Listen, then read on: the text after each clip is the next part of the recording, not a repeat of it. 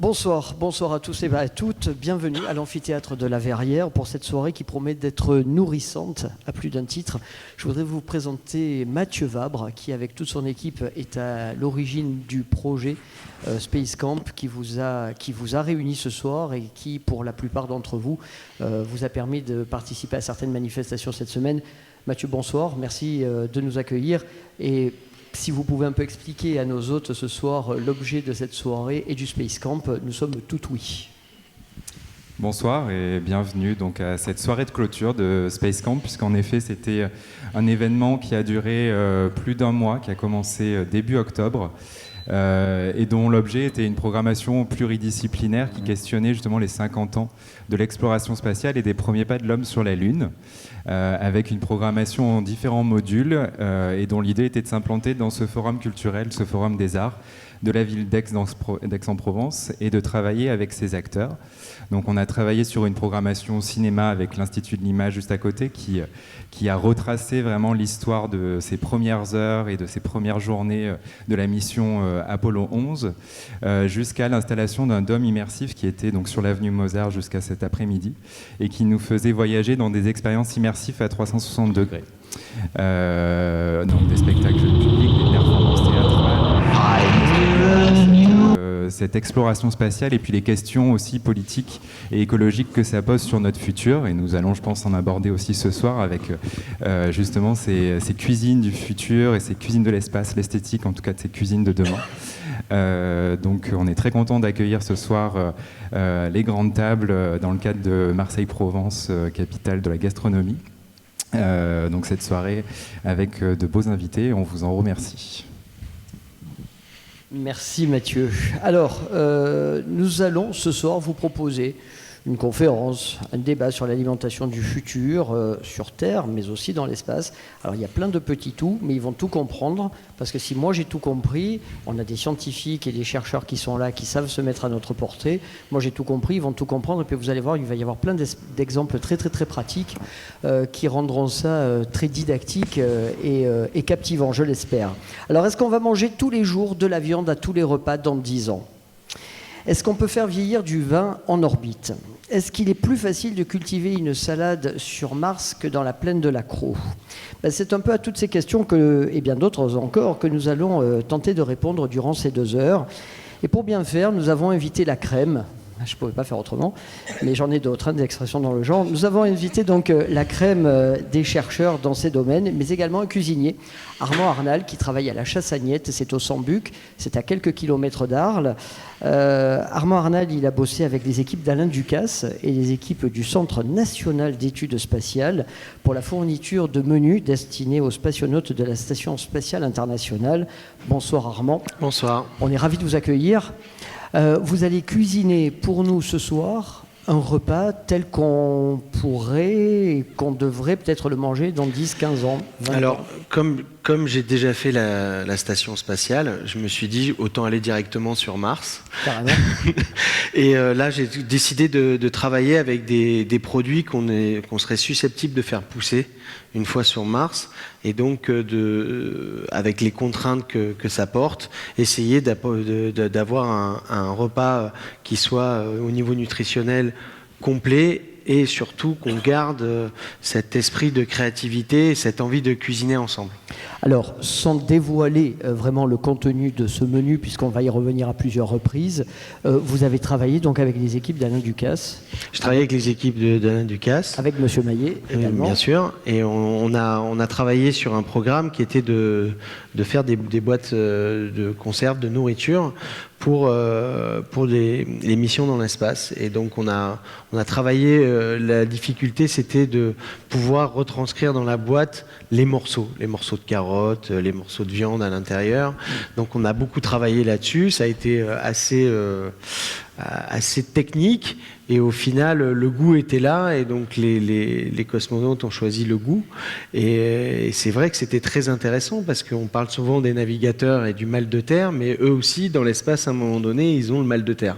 Alors pourquoi on est venu vous chercher vous Je suppose qu'il y avait beaucoup d'autres chefs qui étaient tentés par l'expérience.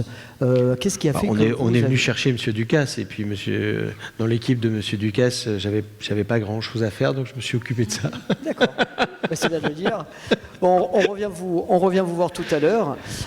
Notre tour de table, donc réuni de façon très paritaire, vous l'avez constaté, Manon Dugré et Aurélie Zunino, au titre de la chaire ANCA. La chaire ANCA, c'est pour aliments, nutrition, comportement alimentaire. Elle a pour vocation de sensibiliser la population à une alimentation saine et durable. La chaire ANCA est gérée par la Fondation AgroParisTech, sous l'égide de la Fondation ParisTech, et elle est soutenue entre autres par Danone Nutrition Research et la Fondation Louis Bonduel. Bonsoir Manon, bonsoir Aurélie. Alors vous, votre mission, c'est de réfléchir à ce que sera la gastronomie de demain ? À qui vous commencez, Aurélie? Oui. Nous, notre mission avant tout, c'est de transmettre les clés pour comprendre notre alimentation de demain, pour comprendre concrètement qu'est-ce qu'on met dans notre assiette. Le consommateur, enfin tous, on peut être complètement perdu parce qu'on entend plein d'informations, plein de rapports alarmistes qui nous disent qu'il faut qu'on arrête de manger ci, arrêter de manger ça.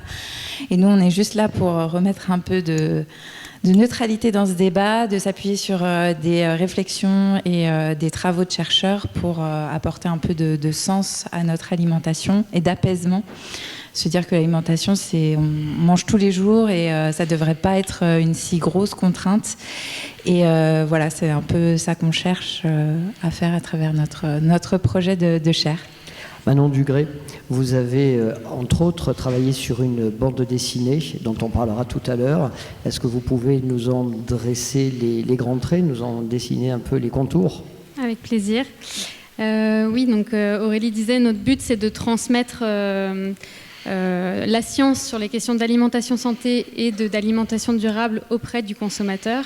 Mais on essaye de le faire de manière la plus innovante possible, en tout cas la plus ludique possible, parce que c'est vrai que même si on mange 3 repas par jour, aborder ces sujets un peu plus sérieux de durabilité, c'est pas forcément des choses qu'on a envie d'entendre. Et donc notre but, c'est de trouver des moyens pour parler de ça de la manière la plus apaisée possible. Et donc l'année dernière, on a choisi de développer une bande dessinée qui s'appelait Manger vers le futur, qu'on a diffusée sur Instagram et aussi sur un site internet. Donc c'était une bande dessinée numérique. Et l'idée, c'était de proposer une histoire de prospective, donc une histoire qui se passe dans le futur, et d'inviter les lecteurs à se projeter dans les 30 ans à venir, en suivant 4 personnages, donc 4 personnages fictifs, amis, qui avaient 25 ans au début de l'histoire et qui en ont 50 à la fin. Donc on les suit sur 30 ans de leur vie. Et donc l'idée de cette bande dessinée, c'était de retracer une évolution possible de notre alimentation sur les 30 années à venir.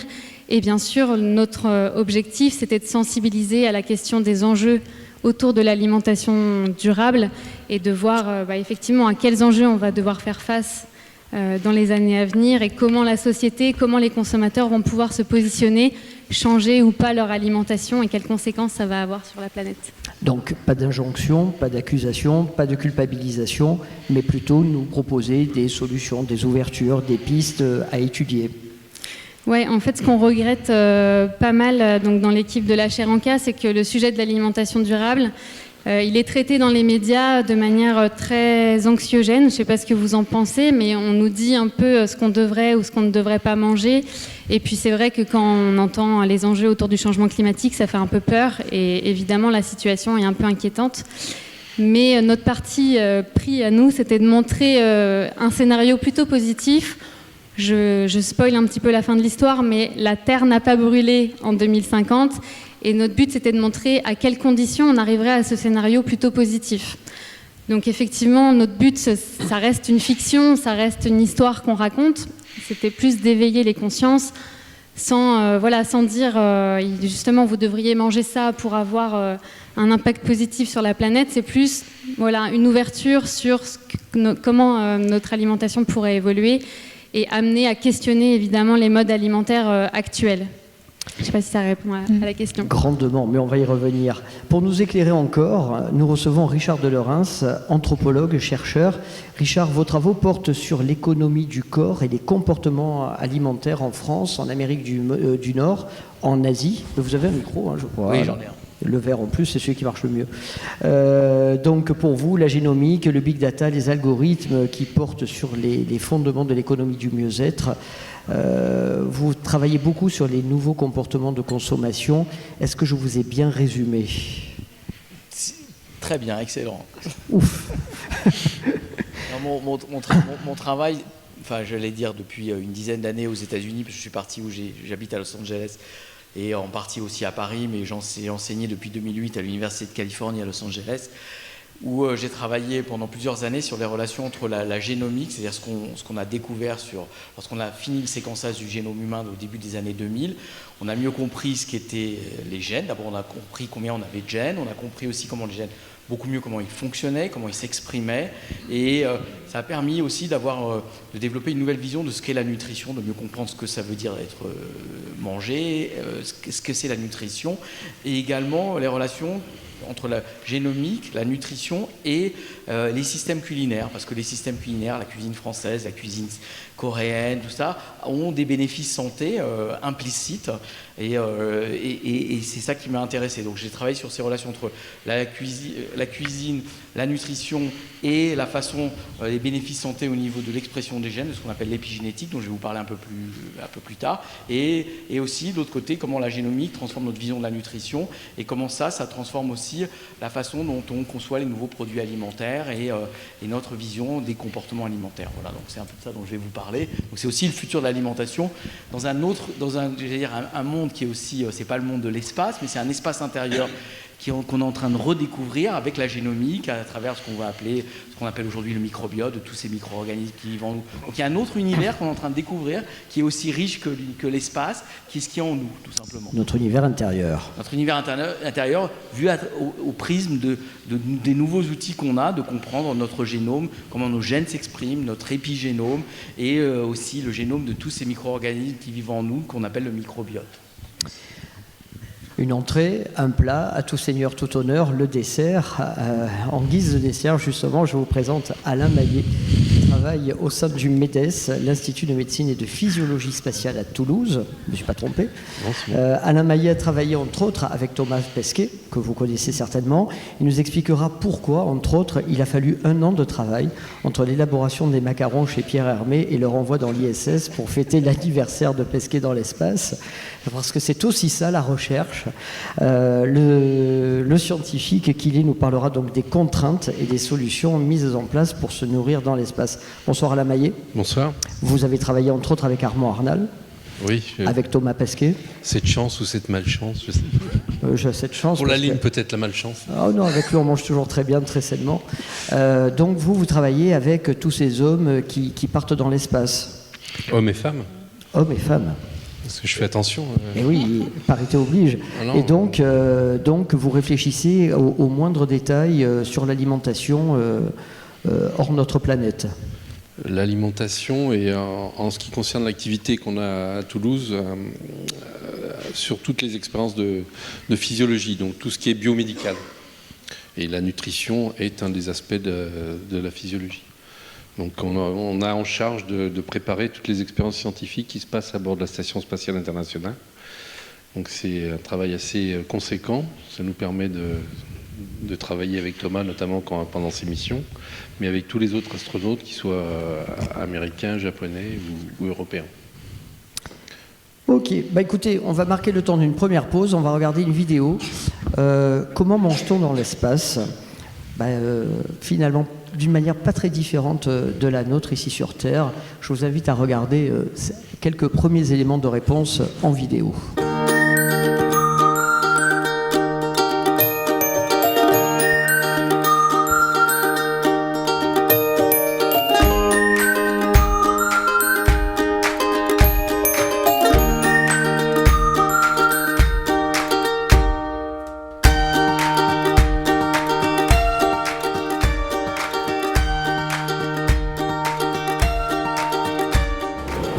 Days of space exploration, food was mostly squeezed out of tubes.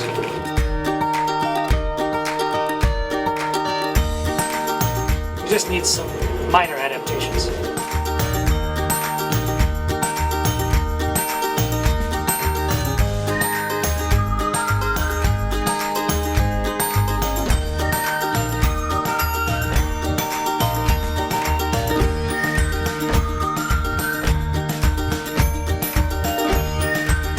tortillas that we use are heat treated and specially packaged in an oxygen-free environment to prevent mold from growing. And thanks to that process, a tortilla like this can be good for 18 months.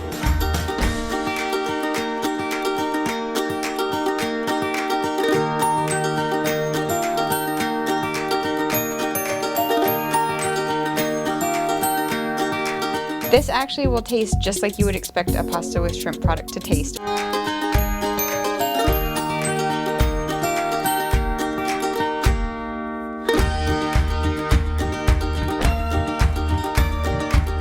Par définition, le futur est inexistant. Donc, quelles sont les bases? Là, je m'adresse pour commencer à vous, mesdames, et à monsieur de Lorens. Quelles sont les bases qui nous permettent d'échafauder un avenir possible et pertinent pour notre alimentation?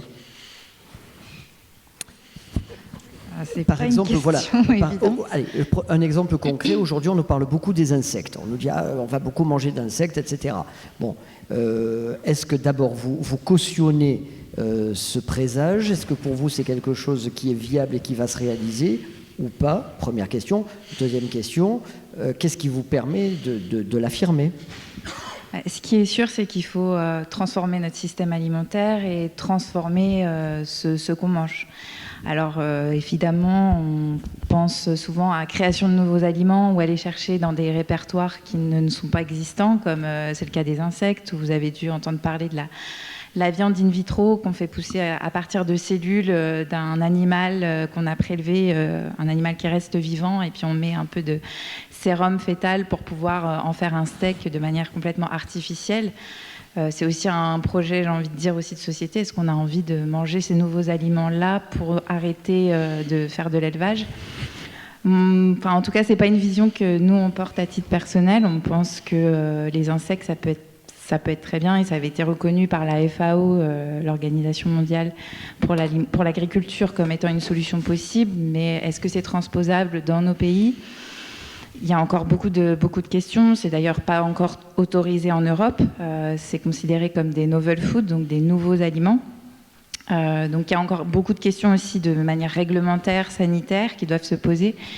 Et je pense que au lieu peut-être d'aller se tourner vers ces aliments-là, je pense qu'il y a aussi beaucoup de choses à réinventer. On parle beaucoup de revégétaliser notre alimentation, de rééquilibrer les protéines animales avec l'apport en protéines végétales. Et je pense que les cuisiniers aussi ont un rôle très important à faire pour revaloriser ces protéines végétales, à savoir les lentilles, les pois chiches, qu'on s'est arrêté de consommer, qu'on a arrêté de produire dans nos pays, et qu'il y a une revalorisation de ces filières à faire qui est très importante et qui peut redonner une certaine valeur.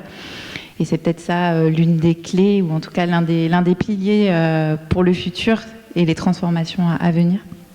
Pour répondre à la première question, donc on ne connaît pas l'avenir, c'est sûr, mais par contre on peut se baser sur des scénarios de prospective qui sont très sérieux et scientifiques. Et ce qu'on a fait avec Manger vers le futur, c'est justement d'aller voir les scénarios qui sont prédits par des chercheurs qui sont spécialisés sur les questions de prospective. Et donc il y a des grands scénarios qui sont établis par des institutionnels, et nous on s'est basé sur un de ces scénarios, qui est un scénario plutôt positif, comme je disais, où la grande majorité de la population deviendrait flexitarienne, c'est-à-dire une population de consommateurs qui aurait réduit considérablement la part des produits animaux dans son régime. Il y a des scénarios qui sont un petit peu moins positifs, où globalement on ne changerait pas grand-chose, et peut-être qu'effectivement en 2050 on arriverait à apporter une alimentation en quantité suffisante à la population, mais ce serait une alimentation qui ne serait pas de meilleure qualité, et il y aurait des impacts sur l'environnement qui seraient très néfastes. Donc voilà, donc il existe des scénarios qui sont scientifiques. Alors évidemment, on se trompe probablement sur l'exactitude de ces scénarios, mais il y a des tendances qu'on peut imaginer, et c'est ce qu'on a fait avec le projet de BD. Richard de Lorens, est-ce qu'on a une idée des mutations dans le régime alimentaire des terriens? Des terriens. Écoutez, moi j'ai un regard un peu, à la fois un regard d'anthropologue, mais votre micro. Il faut commencer, je crois, par les choses. Commencer par les choses les plus simples, c'est-à-dire qu'est-ce que c'est que l'acte de manger, en tout cas dans nos sociétés occidentales, dans la société française. Aujourd'hui, l'acte de manger, c'est enraciné dans quelque chose que vous allez tous comprendre, parce que comme on parle tous la même langue qui est le français, c'est que manger, en tout cas dans la culture française et dans la culture occidentale, c'est manger ensemble. Parce que il y a un terme que moi j'aime beaucoup qui s'appelle la commensalité, qui est l'acte de manger ensemble, c'est qui vient du latin mensa, c'est la table, c'est-à-dire manger, c'est être ensemble autour d'une table. Mais au-delà de ça, et même de façon plus profonde, l'acte de manger dans nos sociétés, c'est être en compagnie. Et compagnie, le mot compagnie ou compagnon, c'est comme panes, c'est le partage du pain. Donc si vous voulez manger et être ensemble, c'est manger, c'est-à-dire c'est partager le pain. Et, les copains sont ceux qui partagent le pain, les compagnons sont ceux qui sont pareil, qui partagent comme panes le pain. Donc si vous voulez, le pain est à l'origine, on va dire, de nos comportements alimentaires, en tout cas en Occident européen, dans l'Occident médiéval, le pain c'est la base de l'alimentation, c'est la base de la sociabilité. Donc si on veut comprendre aussi la façon dont on mangera demain, c'est aussi comprendre comment pendant des siècles, pour ne pas dire au moins 2 millénaires, on a mangé, c'est-à-dire ensemble, autour du pain, et pas dans un acte où on mange seul. Ce n'est pas une vision nutritionnelle de l'alimentation, c'est une vision commensale de l'alimentation. Et c'est vrai que dans les pays, on va dire, dans les pays comme les États-Unis, c'est une vision qui s'est délitée de la commensalité, où on a une vision beaucoup plus individuelle du rapport à l'acte de manger. Donc du coup, ça permet, on va dire, des modifications, des transformations des comportements alimentaires de façon plus simple que dans un vieux pays comme la France, où il y a dans nos systèmes culinaires, il y a une grammaire implicite des systèmes culinaires. Pour vous donner juste un élément de réponse, et pour vous donner une idée de ce que j'entends par grammaire des systèmes alimentaires, dans le système culinaire français, il y a des règles implicites. Une des règles, par exemple, c'est qu'on sépare le sucré du salé. C'est-à-dire que les aliments doux, sucrés, sont rejetés en fin de repas. Il n'y a pas de sucré-salé dans le système des saveurs français. Sauf qu'au Moyen-Âge, on a fait le sucré et le salé en même temps pour la conservation. Tout à fait. Non, mais le Moyen-Âge, le système culinaire, la grammaire culinaire médiévale, c'est pas la grammaire culinaire française. C'est une grammaire culinaire qui est construite sur d'autres principes. La cuisine française s'est inventée dans sa grammaire au XVIIe et XVIIIe siècle, et elle s'est distanciée de la cuisine médiévale, où là, effectivement, il y avait des mélanges d'aigre doux, de sucré salé, etc. Mais dans la cuisine française, une des règles, c'est qu'on ne mélange pas le sucré et le salé. Et d'ailleurs, ça a des conséquences énormes sur nos comportements alimentaires. Par exemple, c'est pour ça que la France est un des plus faibles consommateurs de soda en Europe. Non pas parce que les Français n'aiment pas les sodas, c'est parce que c'est compliqué d'avoir des boissons sucrées dans un repas où il y a des règles où on ne mélange pas le sucré et le salé. Donc ça, par exemple, ça a des conséquences énormes, par exemple sur l'obésité infantile. Le fait que dans la grammaire culinaire française, on ne mélange pas le sucré et le salé. Et donc oui, si on veut se projeter dans l'avenir, il faut aussi comprendre les grammaires, l'aspect culturel, anthropologique de nos comportements alimentaires. Voilà, c'est juste une première approche. Alors, on a vu le chef Armand Arnal commencer à s'agiter. Armand, est-ce que vous pouvez nous expliquer quelles sont les premières étapes du dîner que vous allez nous servir tout à l'heure? Alors là, j'ai commencé par faire des gnocchis. Des gnocchis de pommes de terre, tout simplement, où j'ai rajouté un petit peu de spiruline pour avoir un apport protéine. La spiruline, voilà. Une algue qui pousse dans de l'eau douce. Qui pousse dans de l'eau salée. Salée ? Voilà. Tout faux. Et donc, on peut aujourd'hui l'utiliser comme protéine à très faible dose, hein, c'est entre 5 et 10 grammes maximum par jour, je crois que ça suffit, hein, c'est ça, non, un peu moins même, non. Bon, en fait, mélanger avec de la pomme de terre, ça se passe plutôt bien. C'est pas trop, pas d'œuf dans la recette, voilà. Donc pomme de terre et spiruline. Voilà. Et après, les pommes de terre qui ont cuit au four, alors soit sur du sel, soit naturellement, hein, juste les avoir nettoyées, les avoir mis comme ça au four, je les mets dans de l'eau. Les pots, là j'ai mis d'autres pots, hein. Il y a des pots de betterave, il y a des pots d'autres légumes, et je fais un bouillon avec ça. Voilà. Je fais un bouillon avec les pots de mes aliments. D'où l'importance d'une agriculture bio, sans produits phytosanitaires, sans intrants. Et puis surtout le fait de moins jeter et moins gaspiller, puisque on enlève toujours en moyenne 30%, 20%, 30% d'un légume, alors que tout est bon dans un légume. Et si je comprends bien, dans l'espace, on ne jette rien. Donc, c'est-à-dire que l'espace, on ne doit rien jeter. On a vu que si on partait avec trop de choses, plus c'était lourd, plus c'était cher. Donc, on essaye de réfléchir à comment on peut faire pour en jeter le moins possible. Et dernière question, dans la portion, j'ai compté, il y a 5 gnocchis à la spiruline, c'est ça ? Il y a environ 5 gnocchis à la spiruline, entre 4 et 5 gnocchis à la spiruline. Et ça représente en termes de protéines je sais plus, mais c'est énorme, quoi. On a parlé d'un viande, de 100 grammes. C'est 60 grammes de viande ou quelque chose comme ça. Donc 5 gnocchis suffisent à remplacer 70 grammes de viande. Ouais, 60 grammes, quoi, environ. Un exemple parmi tant d'autres. Est-ce qu'on peut vivre avec 100 grammes de protéines animales par jour? Ou est-ce que avec moins? Combien? Allez-y, monsieur Deleuze. Vous avez un très joli micro là. Oui, on peut vivre avec beaucoup moins. Il y a des expériences qui ont été faites depuis, même j'allais dire depuis la fin du 19e siècle, début du 20e siècle, qui était de savoir, c'est des expériences qui ont eu lieu aux États-Unis d'ailleurs, à l'université de Yale au début du 20e siècle, savoir au fond quelle était la quantité minimale, en tout cas, de protéines, d'hydrates de carbone ou de graisse qui était nécessaire pour maintenir un corps humain en bonne santé. Et donc il y a eu des expériences qui ont été... En fait, on a besoin que de protéines au bout du compte. On peut très bien se passer de graisse et d'hydrates de carbone. On peut très bien survivre sur les protéines.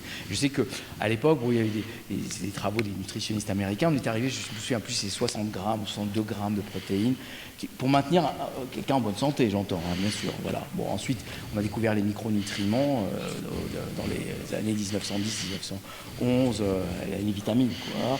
On s'est aperçu que ça avait aussi un rôle très important. Mais en termes de protéines, je crois que c'est 65 grammes peut-être. Donc très peu finalement, par rapport à ce qu'on ingère au quotidien, quoi.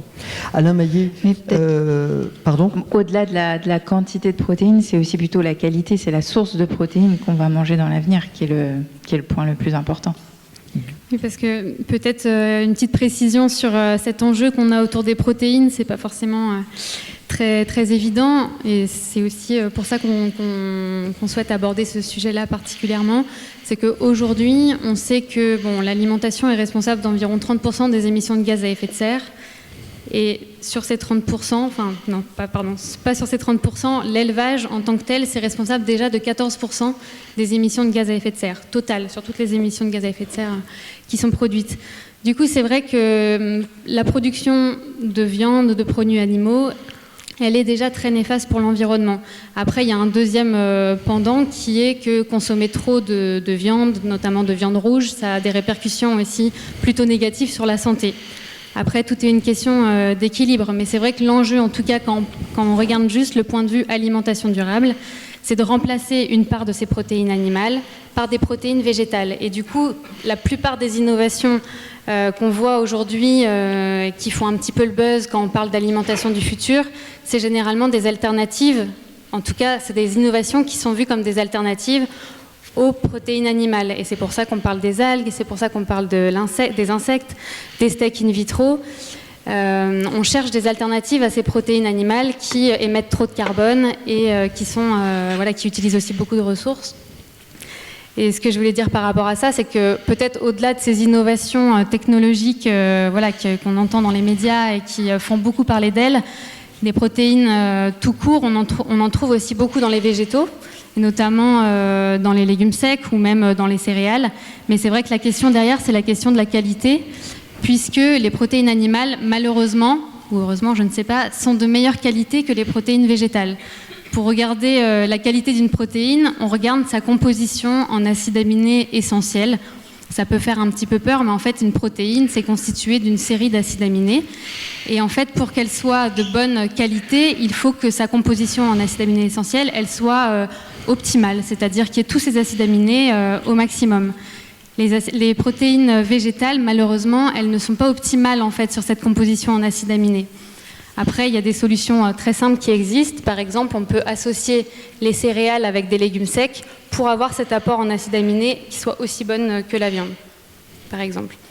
Donc peut-être qu'au lieu d'aller vers ces innovations très technologiques, on peut peut-être tout simplement remettre plus de produits végétaux dans son alimentation, qui était en fait l'alimentation qu'on avait il y a des dizaines d'années. Et qu'on a conservé au Proche-Orient, puisqu'au Proche-Orient, on mélange les pâtes et le riz, on mélange les fèves et les pois chiches. Enfin, exactement. Dans plein de régions du monde, dans la cuisine traditionnelle, on associe céréales et légumes secs. Et on peut penser que empiriquement, les populations ont inventé des recettes parce que ça assurait une meilleure survie des populations. Mais on retrouve ce modèle-là dans plein de régions du monde. Alain Maillet, je rappelle à notre auditoire, vous êtes responsable donc de l'équipe MEDES au CADMOS, l'Institut de médecine et de physiologie spatiale. C'est important, c'est un gros enjeu, la nourriture, quand on part dans l'espace, au-delà de la bonne santé des équipages. Oui, parce que notamment, comme vous l'avez dit au début, c'est un moment d'échange, et c'est notamment à bord de la Station spatiale internationale. C'est un des seuls moments, par exemple le repas du soir, où l'équipage va être ensemble. Pendant la journée, ils sont répartis dans les différents modules à faire leurs activités. Et il peut très bien se passer une journée sans qu'ils rencontrent un autre membre d'équipage. Donc le repas est encore un lien. Et quand la cuisine française peut y participer, c'est encore mieux.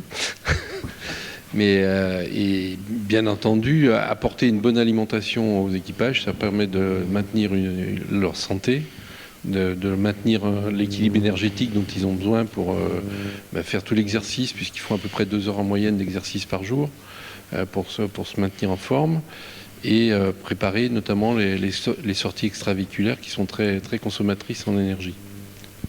La cuisine française, c'est la préférée de tous. Ils se partagent un peu les plats ou pas du tout? Comment ça se passe? Oui, non, généralement, il y a un échange de plats. Je crois que tout à l'heure, vous avez une séquence vidéo de Thomas et où il a monté un repas pour tout l'équipage, pour Noël notamment. Donc il y a de l'échange. C'est un peu comme les rations militaires.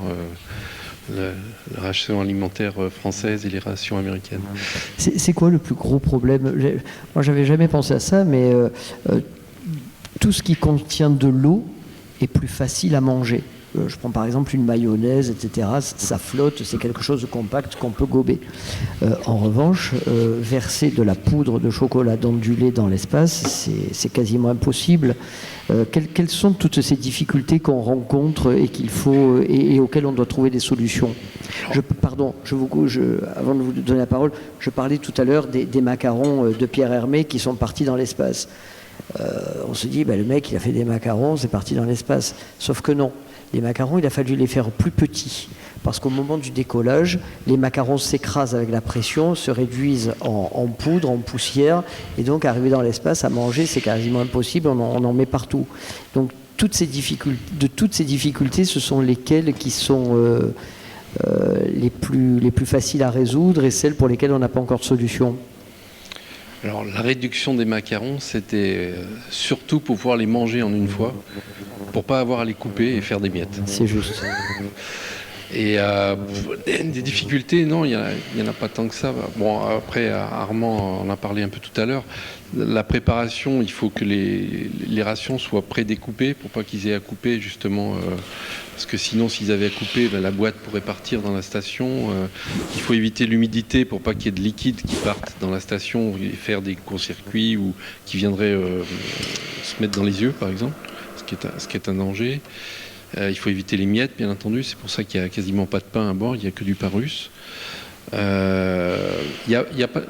Une des grosses difficultés, c'est, il me semble que c'était mentionné dans le premier reportage qu'on a vu, c'est pas une différence de perception du goût des aliments.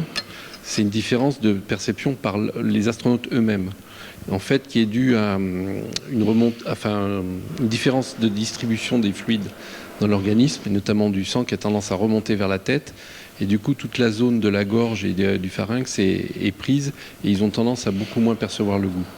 Et donc, le challenge qu'on a un peu aujourd'hui, et c'est notamment ce qu'on a fait avec Armand, c'est d'essayer de renforcer les goûts pour qu'ils perçoivent mieux ce qu'ils mangent.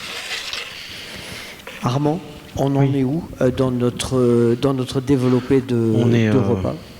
On a fait les gnocchis, donc on a mélangé la spiruline avec de la fécule de pomme de terre pour bien les coller. Et là, on les fait cuire dans ce fameux bouillon de pluche.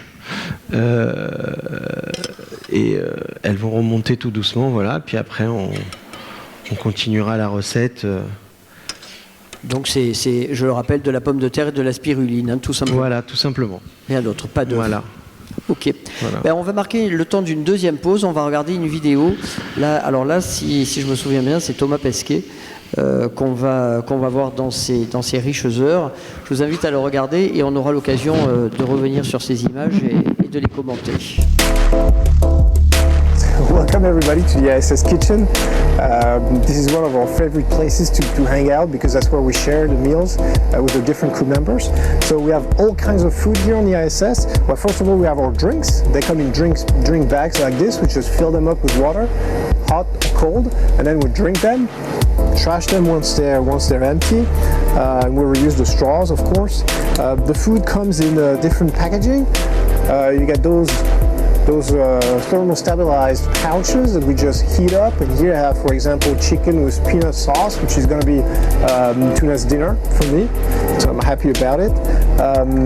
The side, that'll be teriyaki vegetables, and this is just dried food. We rehydrate with some water, refill them, and then they're good to go. And then we have fruits and snacks and nuts and all kinds of possible snacks on board the ISS. So that's for a normal day, but on a special occasion, I have my French food prepared by French chef. So two of them have been kind enough to cook for me. So I have French food from Chef Alain Ducasse, and I'm going to come closer so that you guys can see a little bit better. And this is prepared by Kness and by Issa. And that's just for birthdays and special occasions. And I also have food from Chef Thierry Marx. And as you can see here, there's quite a lot. And this is actually for our New Year's Eve dinner, because I'm in charge of New Year's Eve, so I'll cook and I'll share with the entire crew. And of course, given the quantities, there'll be some left, probably for my birthday in February. So as you can see, there's plenty of food on the International Space Station.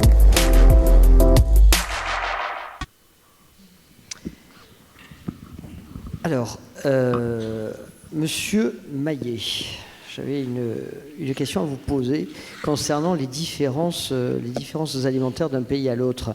La nourriture américaine, je l'ai, est plutôt présentée sous forme déshydratée ou dans des poches thermostabilisées. Et les Russes préfèrent également les conserves. D'ailleurs, il paraît que les Russes étaient les seuls de la station orbitale à posséder un four à conviction. Et nous, alors, dans tout ça, qu'est-ce qu'on a? Qu'est-ce qu'on préfère? Qu'est-ce qu'on mange? Alors aujourd'hui, sur la station, il y a, on va dire, 50% de la nourriture qui est russe, 50% qui est américaine. Donc les Russes ont du déshydraté aussi et de la conserve. Et les Américains ont principalement du déshydraté, comme on l'a vu sur les photos, aussi bien en plat chaud que froid. Et après, sur les 50% de nourriture américaine, il y a une partie de nourriture qui est fournie par le CNES, et donc qui est préparée avec les équipes d'Alain Ducasse. Et le CNES, quand on a redémarré cette activité en 2004, le but, c'était un double objectif. Le premier, c'était de fournir des repas pour des repas événementiels. Donc anniversaire, comme le dit Thomas dans ce qu'on a vu là, oui. Voilà, anniversaire, sortie extraviculaire ou fête. Et le deuxième objectif, c'était de pouvoir amener un support à des expériences de nutrition sur lesquelles on avait besoin de connaître exactement ce que l'astronaute avait mangé. Donc les boîtes que le CNES fournit, elles ont ce double objectif. Et elles sont fournies. Aujourd'hui, le CNES est la seule agence, en dehors des Russes et des Américains, qui fournissent en permanence pour tous les astronautes de la station. Alors que les autres agences, l'agence européenne, ou les Allemands ou les Japonais ne fournissent que quand ils ont un astronaute à bord. Et bon, au niveau recettes, je veux dire, les Américains ont, à prendre un exemple, à peu près 200-250 recettes disponibles, avec toutes les différentes formes de nourriture. Nous, aujourd'hui, je crois qu'on est à 40. Et on arrive à couvrir, puisque on en avait besoin pour l'expérience de nutrition, on arrive à couvrir depuis le petit déjeuner jusqu'au repas du soir. Aussi bien avec des desserts, des entrées, des accompagnements, des viandes et du poisson. Au petit et déjeuner, des nouvelles recettes végétariennes qu'on devrait valider vendredi. Et au petit déjeuner, c'est quoi? C'est des céréales dans du lait, dans des Alors, poches, sur le petit déjeuner, thermocollées? on avait fait des céréales, oui. Il n'y a pas de croissant, là. On a fait des œufs cuits durs. C'était c'est un challenge au niveau de la conserve. On a fait des omelettes et après il y a des desserts qui pouvaient s'utiliser aussi bien en petit déjeuner qu'en dessert. Gâteau de riz, des choses comme ça. Le gâteau de riz, on l'a arrêté parce que c'était trop compact. Un gâteau au chocolat plutôt. Et il y avait un dessert à base de semoule aux abricots. Ouais. Bon, le spécialiste était là. Richard de Lerens, est-ce qu'il y a des aliments interdits aujourd'hui que l'on mangera demain? Interdits hormis les interdits religieux. À ma connaissance, comme ça, là, c'est l'anthropologue qui y répond, il y a dans toutes les cultures culinaires, qu'elles soient passées, présentes ou futures, il y a ce ne sont pas des interdits, mais il y a de l'impensé. C'est-à-dire qu'il y a des choses qui, plus exactement des aliments ou des animaux qui sont hors de l'espace alimentaire. C'est-à-dire qu'ils sont, il y a dans toutes les cultures, c'est pas les mêmes.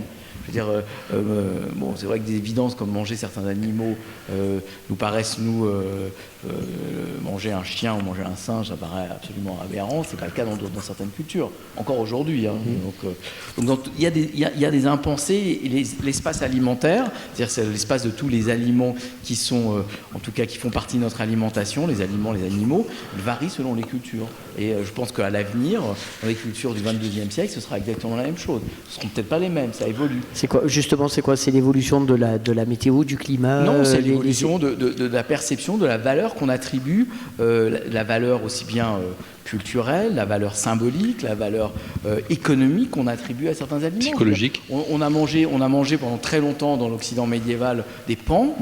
Jusqu'au XVIIIe siècle, on mangeait du pan. C'est il y pas avait bon. des recettes de pan rôti. C'est pas bon. Ça, c'est parce que aujourd'hui, c'est que vous considérez qu'aujourd'hui, c'est pas bon, mais c'était considéré comme délicieux.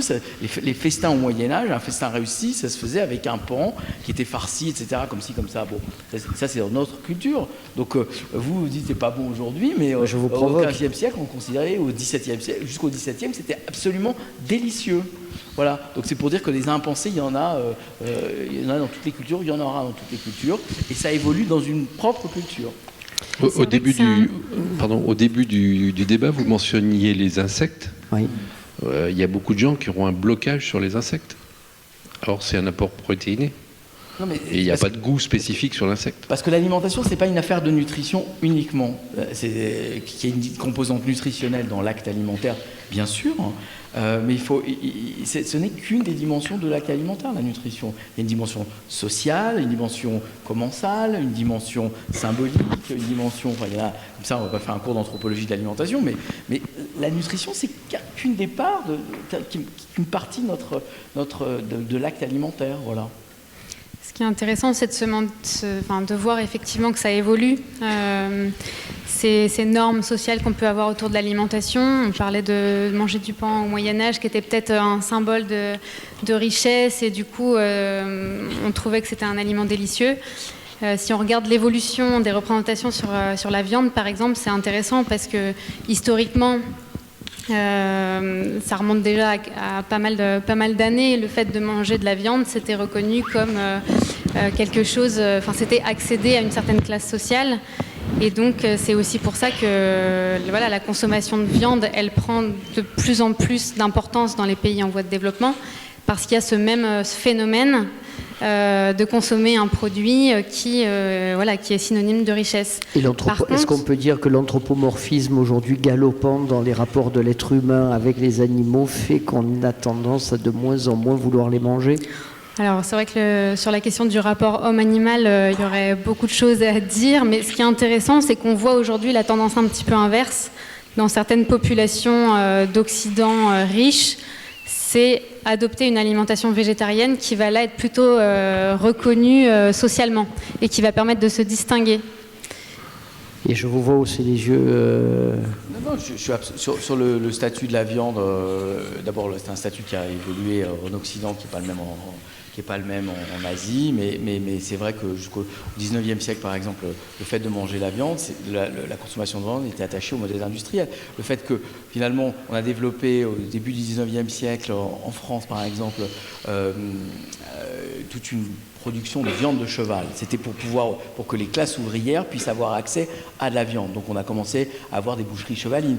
Et ça a été un moment finalement qui a disparu parce que, on va dire depuis 30-40 ans, à trouver une boucherie chevaline en France, accrochez-vous, il y en a encore quelques-unes. Mais c'est aussi par exemple une consommation alimentaire qui était attachée à un certain modèle économique de la société qui était la viande chevaline, par exemple.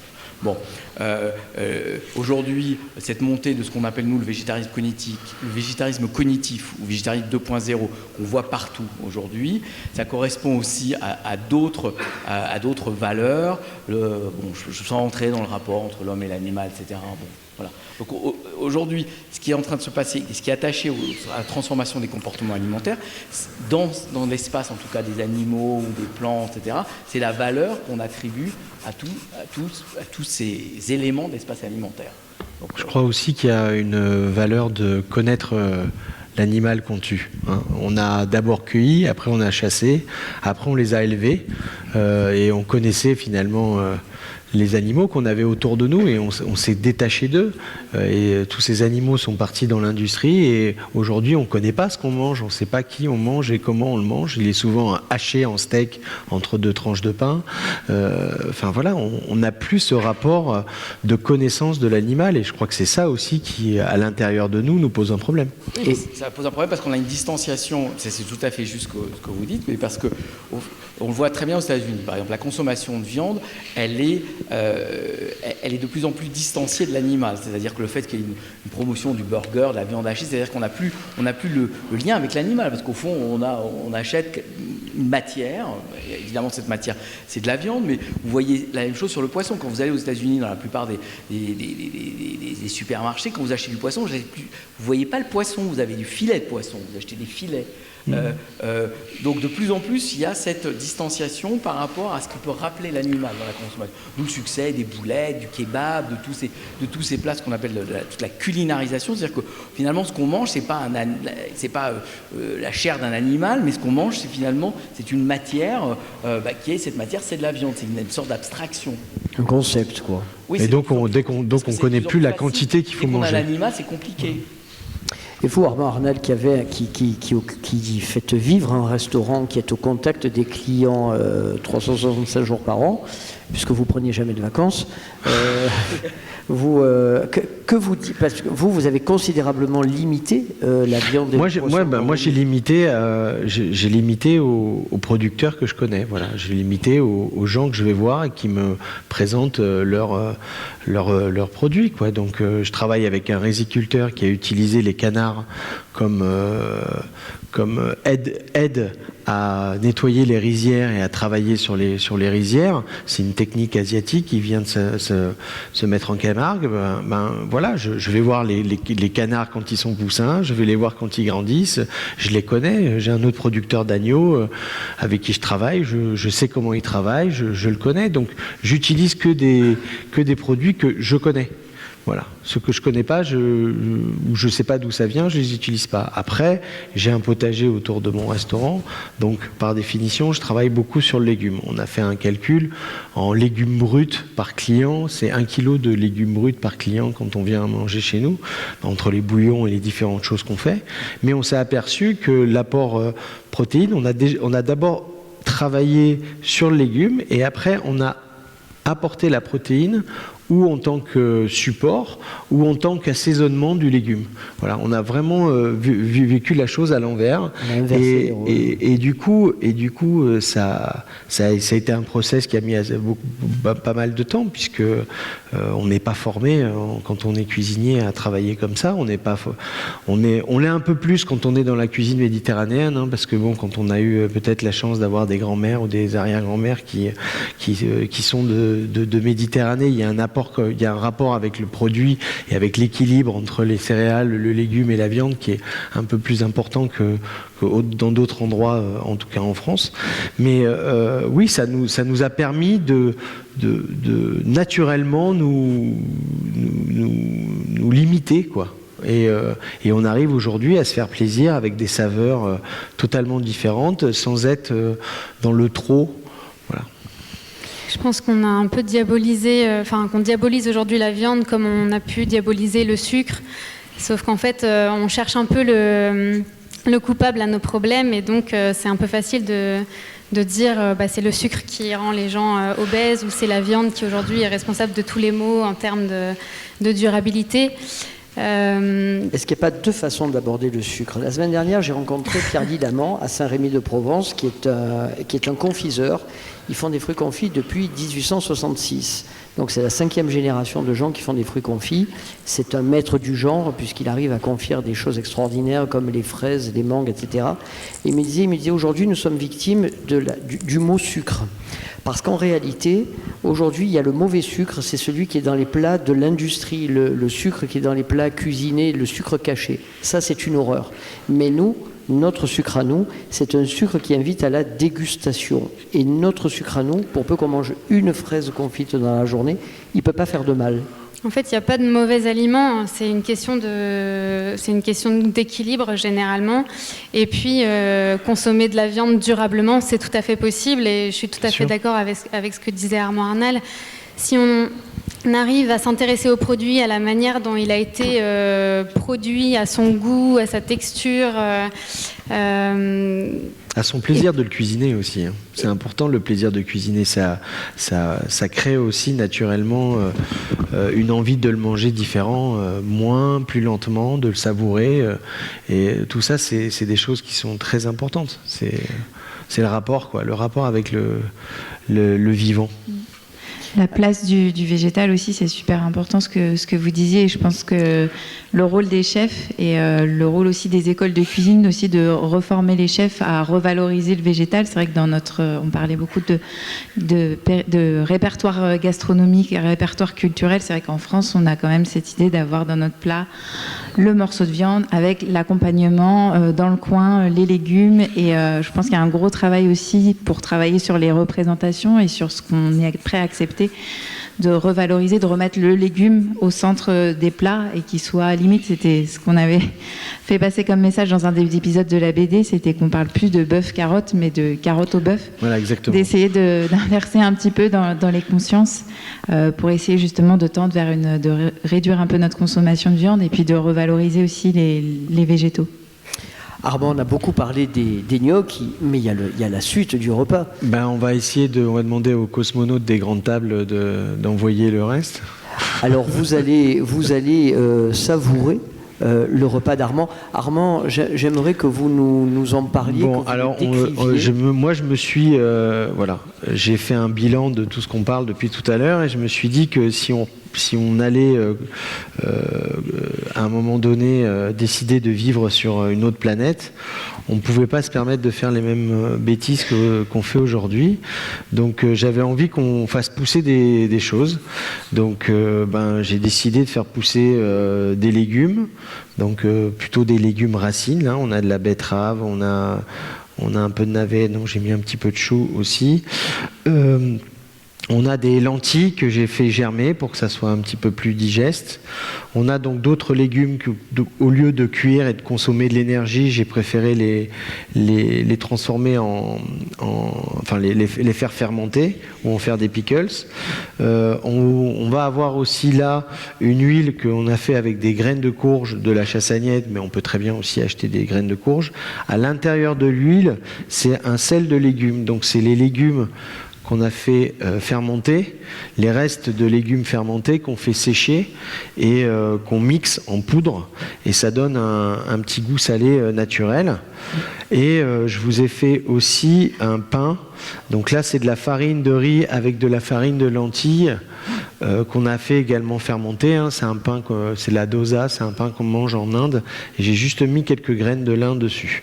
Donc bon, je ne sais pas si on pourra faire pousser du lin et toutes ces choses-là. Mais en tout cas, voilà. Et au milieu, vous avez le bol. Donc je vous ai présenté un petit peu tout de façon très déstructurée, parce que ce seraient des produits qui seront des apports énergétiques au quotidien, mais on peut aussi se faire plaisir et avoir envie de créer avec ce qu'on a. Donc là, on peut très bien prendre un petit peu les lentilles, quelques morceaux de pickles pour qu'on va mettre comme ça au fond du plat. On peut en garder à côté pour en avoir envie d'en manger un petit peu cru. Et le bouillon, bien sûr, hein, dont je vous ai parlé tout à l'heure, qui est le bouillon des racines. Je vous invite vraiment à moins éplucher vos légumes. Hein, ou alors, si vous les épluchez, gardez-les et faites des jus ou des infusions avec, parce que c'est vraiment formidable. Avec mes enfants, avant-hier, on a fait une infusion de peau de pomme. Ils connaissaient pas et ils ont vraiment adoré. Donc on peut faire ça, on peut mettre de l'huile ou pas, on peut mettre du sel ou pas. Enfin, on continue à pouvoir cuisiner alors qu'on est sur la planète Mars. Voilà. Alors pendant que toute l'équipe des grandes tables de la Friche vous équipe en plateau et en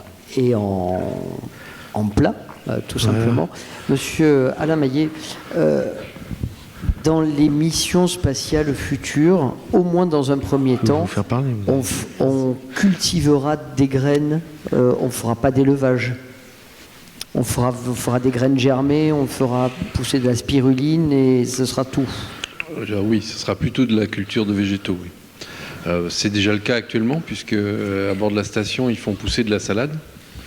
Ils peuvent manger toutes les semaines.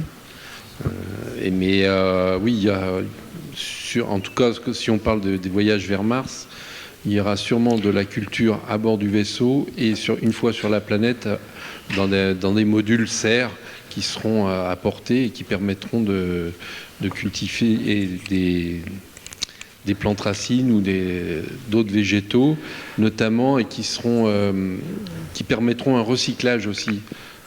Qui permettront d'avoir un circuit fermé aussi bien pour pouvoir réutiliser les déchets comme l'a fait, les pelures comme l'a fait Armand, et de réinjecter dans la culture de nouvelles plantes. On pourra faire de l'aquaponie peut-être aussi ? Des brocolis ? De l'aquaponie. Ah, de l'aquaponie, oui. Richard Delarens, peut-être. Je vous laisse manger ou je vous pose des questions ? Je ne vais pas commencer seul de toute façon, donc j'attends que ces jeunes femmes soient servies. Alors, donc je peux peut-être répondre à une allez, question. vous me donnez le temps d'une question. Est-ce que vous pensez que que l'urbain a perdu tout son bon sens ? C'est-à-dire c'est-à-dire que se coupant de la nature, c'est-à-dire en achetant plus son poisson qu'en filet, que congelé en cubes, que n'envisageant les pommes de terre que dans un sac en plastique qui passe au micro-ondes. Est-ce que vous pensez que tout cet éloignement de la nature nous a fait perdre le bon sens, le rythme des saisons ? Vous allez voir le 14 février, tous les blogueurs vont vous mettre en photo des photos de gâteaux à la framboise. Et tout le monde va trouver ça très joli. Un 14 février et les bûches de Noël, je vous rappelle qu'il n'y a pas de framboises et de fraises dedans.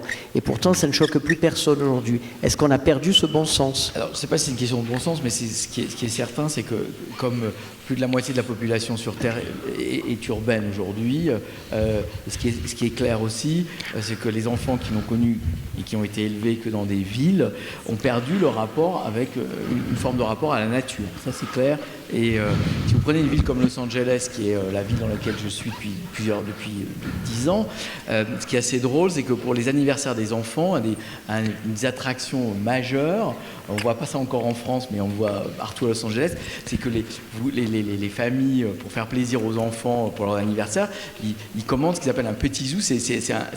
Ils font venir des animaux de la ferme, c'est-à-dire ils font venir une chèvre, etc. Et c'est l'attraction des anniversaires des enfants. C'est ce petit zoo, comment dirais-je, cette petite ferme domestique qu'on fait venir. Et les enfants s'émerveillent parce qu'ils voient pour la première fois un mouton, une chèvre, voilà. Donc ils ont perdu, alors là, complètement ce rapport. Et vous demandez à des enfants, alors, il y a plein d'études qui ont été faites là-dessus, on leur demandait ce que c'est qu'un poisson, et dans leur assiette, ils voient des croquettes de poisson, et ils disent c'est ça un poisson. Donc c'est vrai que cet éloignement, enfin, le fait que nos populations sont devenues des populations extrêmement urbaines, on a perdu un contact avec la nature. Alors les Français, beaucoup moins, parce que finalement la France a des racines encore provinciales, rurales, et dans les États, moins aujourd'hui, mais là, il y a des familles françaises, si on remonte à une ou deux générations, on trouve toujours quelqu'un qui vivait en province, en tout cas, mais dans des pays anglo-saxons, c'est moins le cas. La France est quand même un vieux pays agricole. C'est le pays le plus ancien et agricole, en tout cas en Europe. Pour rebondir sur ce que disait Richard, il y a effectivement le fait que les urbains soient éloignés physiquement des lieux de production, mais il y a aussi le fait que les filières se sont énormément complexifiées. Quand on a un plat préparé aujourd'hui, on ne peut pas du tout savoir d'où viennent les ingrédients. Peut-être que les tomates viennent de Chine, peut-être que les pâtes viennent de je ne sais où.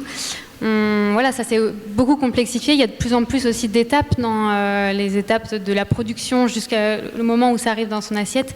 Il y a de plus en plus d'étapes et d'acteurs, donc c'est aussi compliqué de connaître l'origine de nos aliments, savoir comment ça a été produit, et cette boîte noire qu'on a sur l'amont de la filière est angoissant pour le consommateur. D'où l'explosion des labels, des applications, etc. Mais de ça, on aura l'occasion d'en reparler. Je vous propose de profiter de votre dégustation, et on va faire quelque chose qui ne se fait pas, c'est-à-dire qu'on va manger tout en regardant un écran, j'allais dire la télévision, mais c'est pour la bonne cause. Je vous propose de regarder une vidéo de 7 minutes à peu près qui nous présente deux messieurs qui réfléchissent aussi beaucoup sur l'alimentation du futur et l'alimentation dans l'espace. Je pense à Raphaël Aumont, qui devait être avec nous ce soir, et à Thierry Marx. Voilà. Je vous invite à regarder leur vidéo. Elle est très instructive à plus d'un titre. Et puis ensuite, ça nous donnera l'occasion de clore notre conversation et vous de vous laisser manger. Ça y est, monsieur Deleuze, il y en a beaucoup du bouillon encore. Servez, vous pouvez. Voilà. Allez, très bonne dégustation et bonne vidéo. À tout de suite.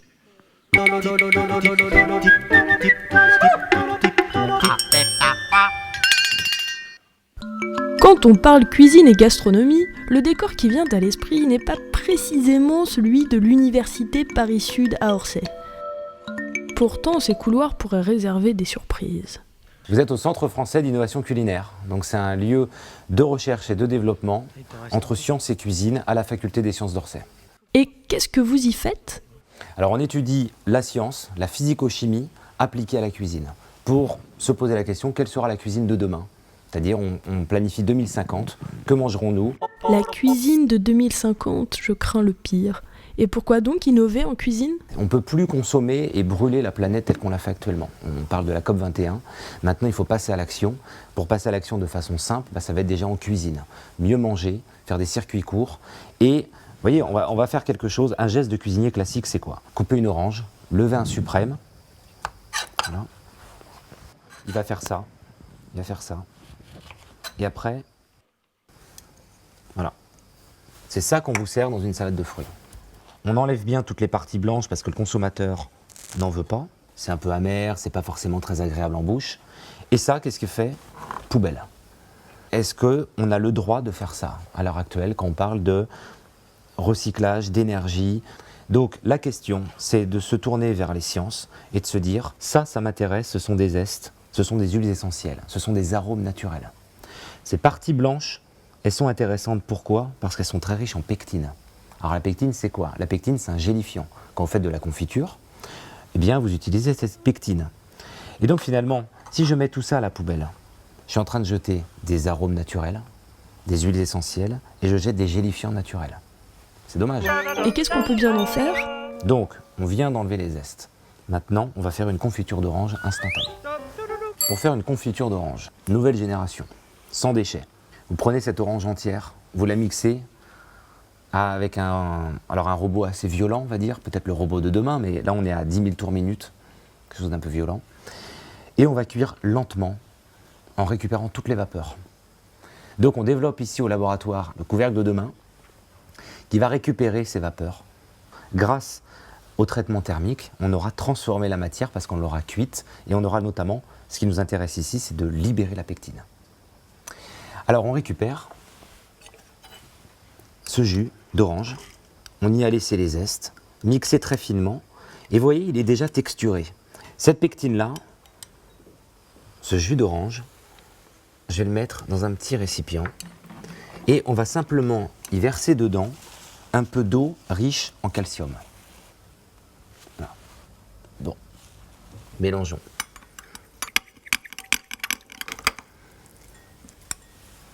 Marmelade instantanée. Voilà une confiture instantanée. Pourquoi continuer à jeter ces pots alors qu'on peut faire des confitures avec? C'est ça la cuisine de demain, mieux comprendre un produit pour le recycler entre guillemets et pour faire une cuisine un peu plus responsable aussi. Et là, vous n'avez que le sucre naturel du fruit. Conclusion, vous redécouvrez des notes très fraîches d'orange et c'est juste délicieux. C'est vrai, elle est très bonne. Le champ de possibilités pour les gourmands est sans limite. Bon, maintenant, cuisine de l'espace. Donc le principe, c'est encore une réaction chimique, simple. Ces algues, les algues brunes, qu'on connaît tous, contiennent des molécules très sensibles au calcium. Vous l'infusez, par exemple, dans un sirop de menthe, mais ça peut être dans n'importe quoi. Donc ça donne un peu de viscosité, vous voyez, c'est un peu épais, mais ça reste liquide. Cette algue va être très sensible au calcium. Donc si je prends de l'eau riche en calcium et que je fais tomber au goutte à goutte cette préparation, eh bien je vais former des petits œufs de menthe. C'est une réaction de polymérisation, c'est un peu comme une confiture, mais on crée ce gel uniquement à la surface. Ce qui veut dire que quand je vais récupérer cette petite bille, ce petit œuf, j'ai formé une peau uniquement à la surface. L'intérieur, par contre, si je croque, c'est liquide. Donc quand je vais croquer, ça va exploser en bouche. Nous, on s'est dit au laboratoire, essayons de faire la bille la plus grosse possible. Et on arrive aujourd'hui à ça. Vous êtes sur 12 centilitres d'eau piégée dans une membrane faite de zeste d'orange. On a voulu reconstituer une orange finalement. Alors, ça c'est intéressant parce que finalement, quand vous regardez la canette de demain, le distributeur de demain, quand vous regardez le nombre de déchets en plastique qui flottent sur les océans, quand vous regardez le problème de l'aluminium, vous vous dites, est-ce que c'est encore raisonnable de continuer à faire des canettes en aluminium, de faire des emballages plastiques et des suremballages alimentaires, et finalement on se dit, grâce à ces membranes complètement végétales, biodégradables, biocomestibles, compatibles, 3 jours dans la Terre, il n'y a plus rien. Et ça intéresse aussi la station spatiale. On a eu la chance de tester cette canette en apesanteur avec Jean-François Clairvoy, l'astronaute français directeur de Novespace. Pas de mouvement violent sur la boule, hein. Elle est sacrée, hein. On va dire qu'elle est sacrée, d'accord ?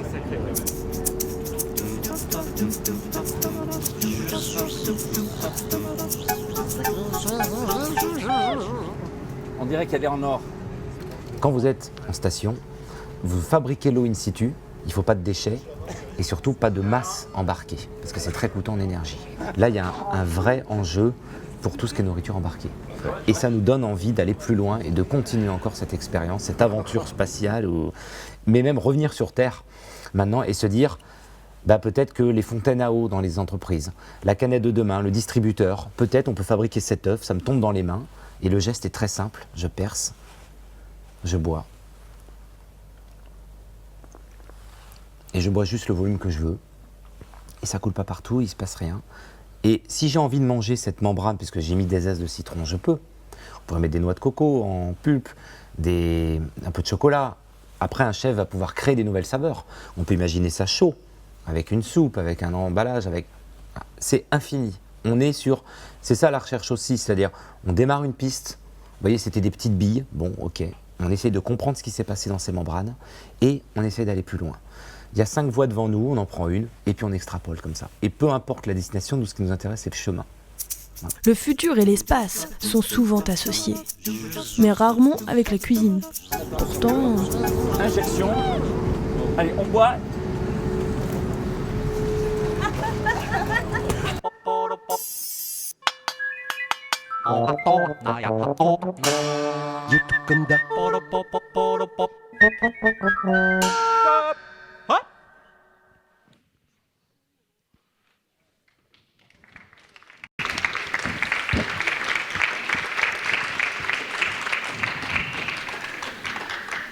J'espère que c'est bon.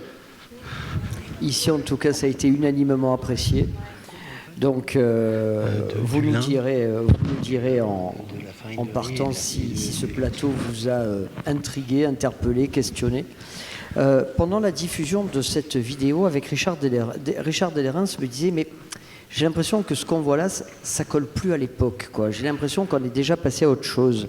La cuisine moléculaire, rappelons-nous, Ferran Adrià en Espagne, Hervétis en France, là, Raphaël Aumont. Monsieur Delerens, pourquoi vous êtes tiède devant ce genre d'image ? Non, je ne suis pas tiède du tout. Je veux dire, ce qu'a fait Hervétis et Harold McGee aux États-Unis il y a une vingtaine d'années, ils ont étudié les propriétés physiques et chimiques des réactions que sont celles des réactions culinaires, ce que c'est qu'une émulsion, qu'est-ce qui fait une mayonnaise, quelle est la physique et la chimie de la cuisine. Bon, ils ont été en ce sens, ils se sont interrogés, ils ont avancé, ils ont expliqué que lorsqu'on cuit un œuf, le jaune et le blanc ne se solidifient pas à la même température, c'est 62, 65. Ils ont, comment dirais-je, explicité de façon physique et chimique des processus culinaires. Et ensuite, ils ont enrichi ça avec certaines, on va dire, techniques, des cuissons avec de l'azote liquide, etc. Mais le problème, c'est que ça ne s'est pas diffusé. Et je ne dis pas que ce n'est pas intéressant, ils ont apporté quelque chose, mais aujourd'hui, finalement, ça n'a pas pris, ça ne s'est pas diffusé vraiment, à part quelques petites choses à la marge. Et au fond, ça en est resté là, c'est quoi. Aurélie Zunino, Manon Dugré, vous pensez qu'à l'avenir, le public va intégrer ces techniques de cuisine comme on a intégré la chantilly de Vatel, ou est-ce que ça va rester des exercices de style, de cuisinier scientifique, poète, et puis rien d'autre? C'est toujours difficile à dire. Ce qu'on peut dire quand même, c'est que déjà c'est assez fascinant de regarder ça, comment ils arrivent avec un produit, arriver à un tel produit final. C'est assez fascinant ce que la chimie et la gastronomie moléculaire peuvent faire.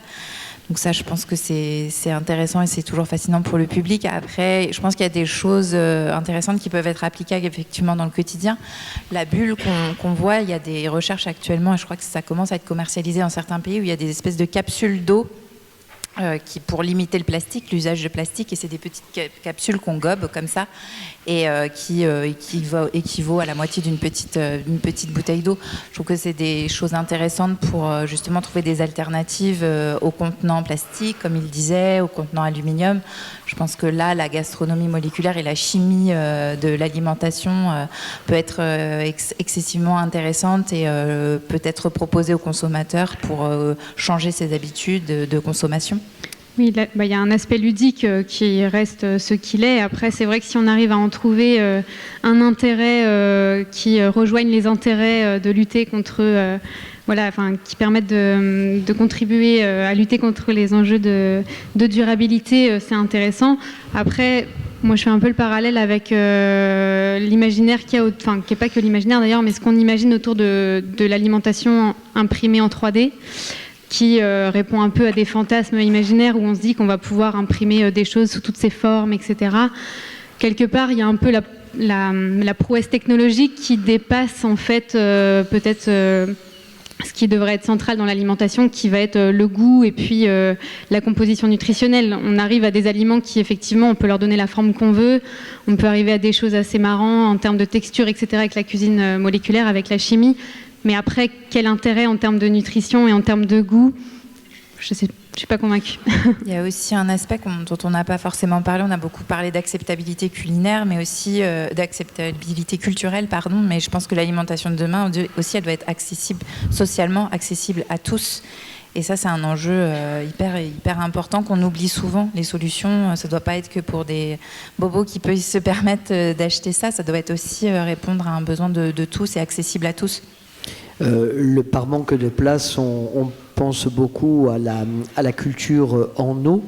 Alain Maillet, dans l'espace, on l'a évoqué tout à l'heure, hein, on va faire pousser des graines, on va faire germer dans l'eau, dans l'espace. Quelle est l'influence de l'absence d'apesanteur justement sur les processus de germination?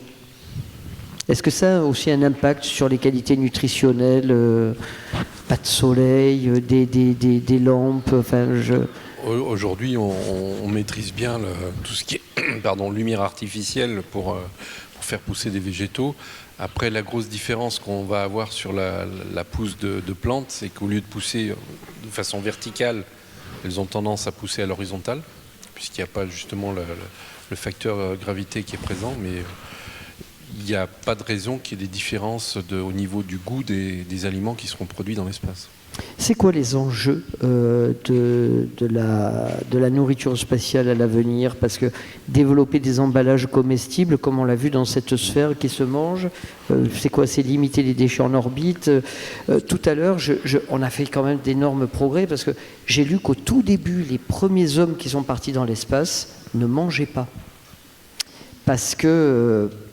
je ne devrais pas aborder ce thème-là juste après le repas, mais en fait, avant de partir, avant de quitter notre bonne vieille planète, ils se vidaient avec des traitements médicamenteux, ils se vidaient, et dans l'espace, ils ne mangeaient pas pour ne pas être obligés de satisfaire à des besoins obligatoires. Il y a deux choses en une. Tout à l'heure, on a vu sur le film les tubes, qui étaient comme était présentée la nourriture sur les premiers vols. Il y avait des tubes, des cubes de biscuits ou d'aliments qui avaient été un peu séchés. Et c'est vrai que les astronautes avaient tendance à pas beaucoup les manger parce qu'ils n'aimaient pas. Et donc souvent les rations revenaient quasiment intactes, donc ce qui n'était pas bien, parce que si le vol était d'une durée conséquente, ils avaient tendance à consommer leurs réserves. Après, le fait que vous mentionnez de ne pas trop manger au début avant le vol, c'est pour ne pas être malade en début de vol. Le mal de l'espace qui est présent pendant les 2-3 premiers jours du vol, notamment dû à un conflit entre ce qu'on voit et la perception de l'oreille interne qui est responsable de l'équilibre. Certains astronautes ont tendance à être malades, et donc ils vont avoir tendance, avant le vol, puisqu'ils le savent, à réduire à la fois leur prise d'eau et leur prise alimentaire. Mais non, il vaut mieux qu'ils mangent quand même pendant les vols. Et après, pour répondre à votre question sur quel est l'enjeu de la production, et Armand l'a mentionné tout à l'heure, il faudra produire dans le véhicule, il faudra produire sur la base, notamment parce qu'on ne pourra pas tout emmener. Le gros enjeu aujourd'hui, si on veut envoyer un équipage de 4 à 6 personnes vers Mars, c'est la masse au décollage. C'est combien d'années un voyage vers Mars là? Alors le voyage vers Mars, aujourd'hui, le scénario qui est retenu, c'est 3 ans. 6 mois aller, 18 mois sur place et 6 mois retour. Et donc ça sous-entend une quantité de nourriture qui n'est pas négligeable. C'est de l'ordre d'une quinzaine de tonnes. Et plus tout ce qu'il faut amener d'eau, d'oxygène. Et donc les vaisseaux ne sont pas illimités. Et donc c'est un des facteurs limitants. Et c'est pour ça aussi qu'on va essayer de travailler au maximum le recyclage. On parlait tout à l'heure de déchets, à réinjecter dans la production, mais c'est aussi vrai pour l'eau, parce que les quantités d'eau sont limitées. Sur la station aujourd'hui, il faut savoir que 50% de l'eau qui est consommée à bord est recyclée. Et donc il y a un circuit fermé qui permet de filtrer, de nettoyer l'eau et de la rendre propre à la consommation, à la fois pour l'eau boisson et réhydrater les aliments. Pourquoi les astronautes maigrissent-ils lors des vols spatiaux de plus de 90 jours? Est-ce que c'est la part nutritionnelle? Quelle est la part nutritionnelle dans cette perte de poids? C'est quoi? Ils ne se dépensent pas de la même façon que sur Terre? Est-ce que l'alimentation est mauvaise en dépit de tous les efforts qu'on fait? Et on peut peut-être encore l'améliorer au niveau de la ration alimentaire qu'on leur amène. Alors la perte de poids, elle est due principalement à une perte de muscle, notamment au niveau des membres inférieurs, des jambes et du dos. Notamment parce qu'on n'utilise plus du tout les jambes à bord dans l'espace, puisqu'ils n'ont pas besoin de se déplacer en marchant. Ils flottent en permanence comme si vous étiez dans l'eau. Les seuls membres qui vont travailler, c'est les bras pour s'accrocher ou pour tirer. Et malgré le fait qu'ils fassent en moyenne 2 heures de sport par jour, ils ont tendance à perdre, alors ça varie d'une personne à l'autre, mais on va dire une moyenne de 20 à 30% de masse musculaire au niveau des jambes. Et donc ça rentre en ligne de compte sur la perte de poids qui est observée. Alors c'est vrai pour plus de 90 jours, mais c'est vrai aussi sur des vols courts. Hein. On perd du poids très rapidement. C'est proportionnel à la durée du vol et ça a tendance à se stabiliser au bout des 3 mois. Allez, retour sur le plancher des vaches. Ce matin, je vais vous raconter, j'ai pris mon petit déjeuner en lisant le Aujourd'hui en France. Et il y a une info qui m'a un peu interpellé parce qu'elle rejoignait notre conversation de ce soir. Premier acteur de la restauration collective en France avec 1 400 000 repas servis chaque jour, le groupe Elior a décidé d'afficher le Nutri-Score. Vous savez, ce fameux système de notation de A à E. Alors quand vous êtes A, c'est tout vert. Quand vous êtes en E, c'est le rouge et c'est l'enfer. Alors ça va être affiché sur toutes les recettes servies dans les cantines du groupe Elior. C'est une première mondiale, 40 000 salariés dans le monde pour ce groupe. Et bizarrement, quelques pages plus loin, ce sont les enseignes de la grande distribution qui s'y mettent. Alors il y a Intermarché, Casino, Auchan, Carrefour. Tous commencent petit à petit à afficher leur Nutri-Score sur leurs produits à marque de distributeur. Et hier, donc, les centres Leclerc sont entrés aussi dans la danse en affichant le Nutri-Score sur tous les produits à marque propre en attendant le développement de cet affichage aux produits des grandes marques. Et alors là, tout d'un coup, je me suis dit, mais cette explosion des labels, le label rouge, le AB, le Nutri-Score, les applications, je pense à Yuka par exemple, on revient au bon sens dont je parlais tout à l'heure et de ces urbains qui se sont complètement déconnectés du monde. Et on a besoin d'algorithmes maintenant, on a besoin de logiciels pour nous aider à bien manger. Non, on n'a pas forcément besoin de ça, mais on a besoin d'informations, ça c'est sûr. Et on a besoin, et en particulier la génération des millénials des 18-35 ans, qui aujourd'hui représente la moitié de la population active dans la plupart des pays développés. Donc ils sont plus sensibles à ce qu'ils mangent. Manger, on va dire, ils recherchent un alignement entre leurs valeurs et leur comportement de consommation. Et pour ça, pour faire cet alignement, pour réaliser cet alignement, c'est l'information. C'est-à-dire, c'est ce qu'on mange, pourquoi, d'où ça vient, quelle est la composition, quelle est la valeur de ce que l'on mange. D'où, que ce soit les labels qui sont des réducteurs d'incertitude ou que ce soit le Nutri-Score qui donne une valeur à ce qu'on mange, au fond. On peut le critiquer, mais ça donne une valeur bonne ou mauvaise, mais ça en donne une valeur. Et du coup, c'est vrai que ça se diffuse et à travers les algorithmes ou en tout cas les plateformes informationnelles que sont Yuka, qui se construit sur une autre plateforme qui s'appelle Open Food Facts.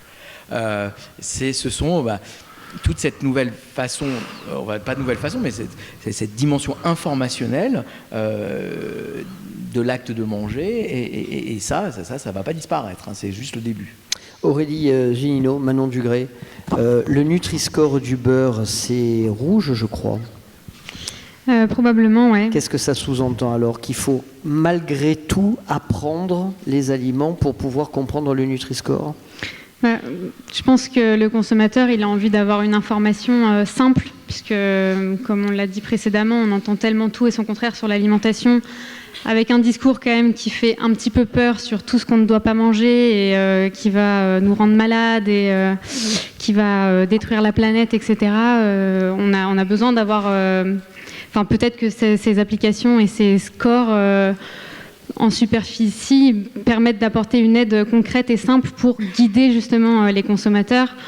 Le problème derrière ça, c'est que mettre une note sur un aliment, c'est un petit peu réducteur et c'est vrai que comme je disais tout à l'heure, moi je pense pas qu'il y ait de mauvais aliments et quand on voit, peut-être que les aliments qu'on a l'habitude de consommer sont étiquetés en rouge, non seulement je suis pas sûre que ça change le comportement, mais en plus on va continuer à l'acheter et on va culpabiliser. je suis pas sûre que ce soit vraiment vers ça qu'on veut y aller. Je crois que c'est symptomatique effectivement d'une angoisse de la part du consommateur vis-à-vis de son alimentation, de se rattacher à ces labels, mais je pense qu'il y a beaucoup de choses autres à faire pour l'information et l'éducation du consommateur, et c'est ce que nous, on essaye de prôner et essayer de faire. Je pense qu'il faut partir de ce débat où il y a des bons, effectivement, comme disait Manon, débat manichéen, où il y aurait des bons et des mauvais aliments. Je crois qu'il n'y a pas d'interdit alimentaire. Je pense que l'application Yuka est aussi très débattue dans la communauté scientifique. Il faut le savoir que c'est basé sur aucune preuve scientifique. Ils mettent sur le devant de la scène des additifs ou des édulcorants qui sont dangereux, mais qui ne sont pas avérés dangereux par la Commission européenne ou par l'autorité de sécurité des aliments. Donc, il faut prendre avec précaution aussi les informations qui sont données sur ces applications. C'est un message qu'il faut donner. Le Nutri-Score, ça peut aider, ça peut permettre de choisir, de différencier entre deux produits, mais je pense qu'il faut revoir son alimentation dans la globalité et remettre du plaisir alimentaire aussi au centre, et de se décomplexer avec son alimentation. C'est peut-être le conseil le plus vert que je peux donner. Est-ce que notre industrie agroalimentaire est en pointe? Est-ce qu'elle fait de gros efforts? Est-ce que les choses s'améliorent globalement? Est-ce qu'elle utilise, par exemple, les bénéfices de la recherche pour limiter, par exemple, avec le sous-vide ou l'utilisation des conservateurs? Ou est-ce qu'au contraire, les mauvaises habitudes ont été prises et puis rien ne change, ou alors à un rythme dramatiquement long et lent? Je pense qu'il y a une prise de conscience, comme il y a une prise de conscience globale, et j'ai l'impression qu'elle est beaucoup prise en compte parce que les consommateurs aussi poussent, et les consommateurs cherchent à se poser des questions. Le fait que, voilà, justement, beaucoup de distributeurs, vous le mentionnez, de marques se mettent au Yuka, c'est qu'ils ont aussi senti qu'il y avait une attente du consommateur, au Yuka, au Nutri-Score, qu'il y avait une attente des consommateurs et une volonté de reformuler les produits, de proposer. On voit plus dans les rayons, on voit qu'il y a de plus en plus des offres bio. Enfin, c'est plein de marques distributeurs qui se mettent au bio parce qu'ils ont entendu que les consommateurs avaient peut-être envie d'autres modes de production, d'une offre de produits différents. Donc j'ai l'impression que c'est surtout drivé parce que le consommateur se pose des questions, et le consommateur est en attente d'autre chose. Il y a un besoin de transparence. Voilà, toutes les conséquences de cette boîte noire là dont on a parlé, l'agroalimentaire y a beaucoup contribué aussi, et je pense que le consommateur, il en a un petit peu marre de tout ça. Il veut savoir, en fait, il veut de la transparence, et en fait c'est vrai que c'est un peu un sentiment qu'on a, c'est qu'aujourd'hui l'agroalimentaire, elle innove en répondant à la demande et aux consommateurs. Par contre, il n'y a pas vraiment d'innovation de rupture qui permettrait de transformer en profondeur nos systèmes alimentaires et les modes de production. Enfin, en tout cas, c'est notre ressenti. Et comme en France, tout finit par un canon, on va parler un peu de vin. Monsieur Maillet, vous voyez, alors moi, c'est ma revue de presse, hein, celle-là, c'est celle de dimanche matin, le journal du dimanche. Une start-up française vous me voyez arriver probablement, une start-up française vient d'envoyer une caisse de Grand Cru en orbite. La microgravité et les radiations pourraient accélérer la maturation des bouteilles. Pipeau ou info ? Je crois qu'il faut attendre qu'elle revienne pour qu'on ait la réponse. Est-ce qu'on consomme du vin dans l'espace? Alors, les bouteilles qui sont montées, elles sont scellées et elles redescendront intactes. Un être humain ne boit pas en apesanteur. On n'a pas fait de test là-dessus pour le moment. Il y a dû avoir des tests avec de l'alcool ou des consommations, mais aujourd'hui, il n'y a pas de... Non. Qui sont restés confidentiels. Est-ce que vous avez des questions à poser à nos invités qui sont là? Profitez-en. On a la chance d'avoir un panel de qualité. Donc, si vous avez des questions, je serais ravi de vous passer le micro. Ah, allez, je viens vous voir. Ça va me faire un peu de sport. Bonsoir, madame. Après, monsieur, j'arrive. Honneur aux dames. Merci. Au niveau de l'utilisation des épluchures, par exemple, des légumes, des fruits, par exemple, est-ce qu'il faut être certain qu'ils ne soient pas traités comme les pommes, c'est un... bien sûr. Voilà. Bien et sûr, est-ce qu'on en a la certitude? Ça dépend chez qui vous allez. Bien sûr, il faut bien regarder chez qui on va, qui le fait. Vous pouvez bien sûr les laver quand même avant de les éplucher aussi.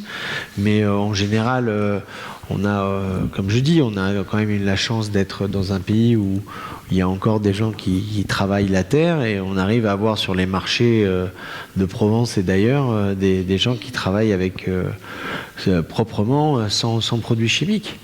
Voilà. Donc on peut tout à fait le faire. Sinon, vous allez vous servir directement dans le potager d'Armand. Voilà.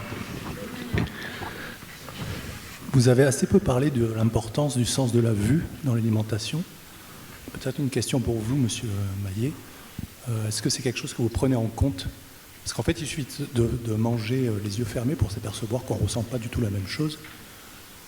Donc, est-ce que, pour l'alimentation dans l'espace, est-ce que c'est quelque chose qu'on arrive à prendre en compte, l'aspect des aliments? Alors, c'est pas toujours pris en compte. C'est un peu mon cheval de bataille. Notamment, on a travaillé là-dessus avec Armand. C'est une des raisons pour lesquelles on a choisi la boîte de conserve pour la présentation des repas qu'on a fournis, parce que notamment, on peut faire un effort de présentation et quand l'astronaute ouvre la boîte, il a directement un visuel sur ce qu'il va manger. Alors que vous avez vu tout à l'heure sur les reportages, les poches en aluminium qu'on voit, on ne voit pas du tout ce qu'il y a et à l'intérieur, et je trouve que c'est pas très plaisant de manger à l'aveugle. Et il y a des réflexions actuellement de coupler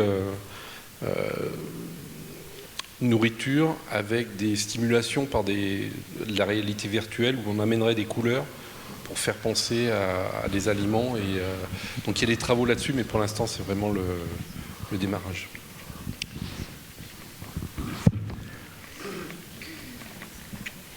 Et puis pour revenir vers vous, madame, vous avez deux critères. Vous avez le label AB, bio, et vous avez, sur les marchés, vous avez deux types de marchés. Vous avez les marchés comme on les connaît, et les marchés de producteurs.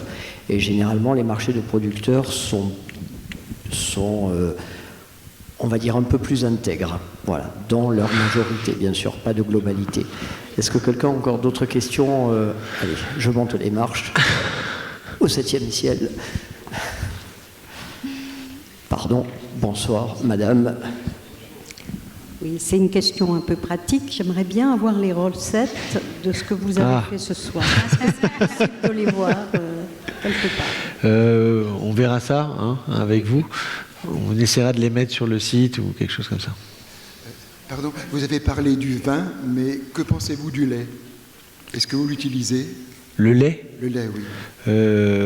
J'utilise très peu de lait de vache. J'utilise plutôt des laits d'amandes, des choses comme ça, ou des laits de chèvre. Voilà. Mais pour les desserts? Même pour les desserts, oui. Même pour les desserts. Même pour les desserts. Merci. Je suis tout en haut. S'il y a des questions en haut, je suis preneur, avant de les faire redescendre. Ben voilà. Non, ça, c'est encore raisonnable. Merci beaucoup. J'aurais une question justement sur... c'est stressant de parler. Sur les habitudes alimentaires ou sur l'alimentation et les valeurs véhiculées par l'alimentation. Je voulais demander s'il était possible d'identifier des obstacles à un changement radical des habitudes alimentaires. En fait, souvent, quand on parle d'alimentation, c'est souvent en prise avec des valeurs. Et on sent que le débat n'est pas neutre, n'est jamais neutre. Et du coup, voilà, je me demandais, on parle souvent de changement radical de l'alimentation, avec un point de vue très raisonné, en fait, où sur le point de vue nutritif, on sait qu'il y a des équivalences, on peut faire autrement, mais c'est chargé de valeurs, voilà, pour savoir... Ouais, je pense que l'un des freins premiers, c'est déjà le prix. Enfin, il faut que cette transition, elle soit pas plus chère pour ton porte-monnaie. Enfin, je pense que c'est l'un des premiers freins. Je pense qu'il ne faut pas perdre le goût aussi. Je pense qu'il faut que ça soit le moins contraignant possible. Si on doit passer plus de temps en cuisine parce qu'il faut consommer plus ceci ou plus cela, forcément, je pense que c'est peut-être ça les principaux leviers pour lever les contraintes et aller vers des changements plus faciles. Parce qu'aujourd'hui, c'est vrai qu'on imagine que l'alimentation durable, c'est quelque chose de plutôt contraignant. Quelque chose, parfois on a un imaginaire d'un aliment qui va être moins bod, peut-être plus fade si on doit se tourner vers des plats sans viande par exemple. Donc c'est vrai qu'il y a pas mal de freins comme ça, le prix également, si on dit aux consommateurs de passer 2 heures de plus dans sa cuisine tous les jours, je suis pas sûre que ça passe non plus. Il faut qu'on arrive à inventer des nouveaux modèles de production, d'approvisionnement et de consommation qui soient aussi performants que l'alimentation conventionnelle qu'on connaît tous aujourd'hui. Et pour ça, il y a encore pas mal de choses à transformer dans les systèmes alimentaires globalement pour réussir à quelque chose qui ne coûte pas plus cher, quelque chose qui est le même goût et qui soit aussi pratique. Parce que c'est aussi ça, on ne va pas aller faire nos courses en 4 endroits différents parce qu'on veut aller chez le marché de producteurs et puis aller acheter peut-être ses céréales ailleurs, etc. Donc c'est un petit peu à ça aussi qu'il faut réussir à répondre pour opérer des transitions. Moi, je vous répondrai très simplement, c'est que pour répondre à votre question, la première, il faut se poser une autre question, qui est de savoir qu'au fond, qu'est-ce qu'on veut optimiser dans l'acte alimentaire? Est-ce qu'on veut optimiser le goût, le plaisir, la santé, la longévité, la prévention de certaines pathologies, je dis n'importe quoi, des maladies cardiovasculaires, diabète type 2. Au fond, est-ce qu'on veut optimiser la durabilité, etc. Mais on peut pas. Ce qui est en tout cas, c'est difficile d'optimiser toutes ces variables en même temps. Donc en fait, la réponse à votre question, c'est de savoir qu'est-ce qu'on veut optimiser. Est-ce que c'est la santé? Et encore, la santé, il n'y a pas de définition de la santé. Finalement, la santé, on ne sait pas vraiment ce que c'est. C'est ce que c'est qu'une maladie, la santé. Ce que c'est qu'être la meilleure santé, on pourrait discuter. Mais la question, c'est qu'est-ce qu'on veut optimiser? Le plaisir, le goût, la saveur. Et pour terminer sur une note un peu, on va dire, non pas paradoxal, mais il y a ce qu'aujourd'hui dans le monde on étudie ce qu'on appelle les blue zones, les zones bleues. C'est-à-dire ce sont des zones, c'est un démographe belge qui a mis un peu au goût du jour, qui s'appelle Poulain, ces questions sur les blue zones. C'est des lieux dans le monde où il y a une très forte proportion de centenaires. Donc il y a 5 zones dans le monde comme ça. Il y a l'île d'Okinawa au Japon, il y en a une en Grèce et sans rentrer dans le détail, mais surtout il y en a une qui est la plus intéressante de toutes, elle est à l'est de la Sardaigne, c'est une petite portion de l'est de la Sardaigne où il y a 12 villages, où il y a aussi une proportion de centenaires énorme par rapport au reste de la population, on va dire en Sardaigne ou en Italie, comme à Okinawa, etc. Bon, la question c'est de savoir pourquoi il y a tant de centenaires. Mais ce qu'il y a d'extraordinaire dans la zone bleue de Sardaigne, sur la blue zone de Sardaigne, c'est qu'il y a autant de centenaires hommes que de centenaires femmes, alors que la proportion normalement des centenaires, c'est 9 femmes pour 1 homme. Et là, dans cet endroit, dans ces villages de Sardaigne, il y en a énormément de centenaires en proportion, toute proportion gardée, mais il y a autant d'hommes que de femmes, ce qui est absolument incroyable. Et alors évidemment, on a essayé de réfléchir d'un point de vue de leur génétique, etc. Et puis, bien sûr, on a aussi regardé ce qu'ils mangent. Et qu'est-ce qu'ils mangent dans ces villages de Sardaigne? Eh ben, qu'est-ce qu'ils mangent? Ils boivent du vin, ils mangent de la charcuterie et ils mangent du pain. Ils se privent pas, je peux vous dire, et de la charcuterie et de la viande, etc. Bon, donc c'est pour vous dire qu'au fond, c'est pas si simple que ça, parce que là, ils ont d'une certaine façon, alors j'ai pas dit que c'est que leur alimentation qui est le facteur déterminant pour leur longévité, mais ça y contribue de façon très certainement. Et là, il y a autant d'hommes que de femmes, et on peut voir, ils mangent du vin, ils boivent du vin, ils ont de la charcuterie, ils ont une activité physique, de la viande, et voilà, et ils ont optimisé leur longévité d'une certaine façon. Voilà. Donc c'est beaucoup plus compliqué que ça, c'est pas si simple, mais la dernière chose que je voulais dire, c'est qu'est-ce qu'on veut optimiser lorsqu'on mange. Et en fonction de cette question, à ce moment-là, on peut apporter des réponses qui sont alignées avec cette question. Voilà. Moi, je crois aussi que ça part du principe de passer du temps ensemble, tout simplement. Voilà, plutôt que de s'isoler pour manger, voilà. Passer du temps ensemble, cuisiner ensemble. Certainement, ces gens-là, ils passent beaucoup de temps ensemble. Ils passent beaucoup de temps ensemble, mais il n'y a pas de maison de retraite. Ils mangent ensemble, tout simplement. Ils boivent ensemble, ils tuent le cochon ensemble. Voilà, exactement. Mais tout ça, c'est cuisiner. Je pense que ça nourrit autant le corps et l'esprit que l'acte de manger. C'est vraiment ça. C'est passer du temps ensemble. Bravo, chef. Bravo.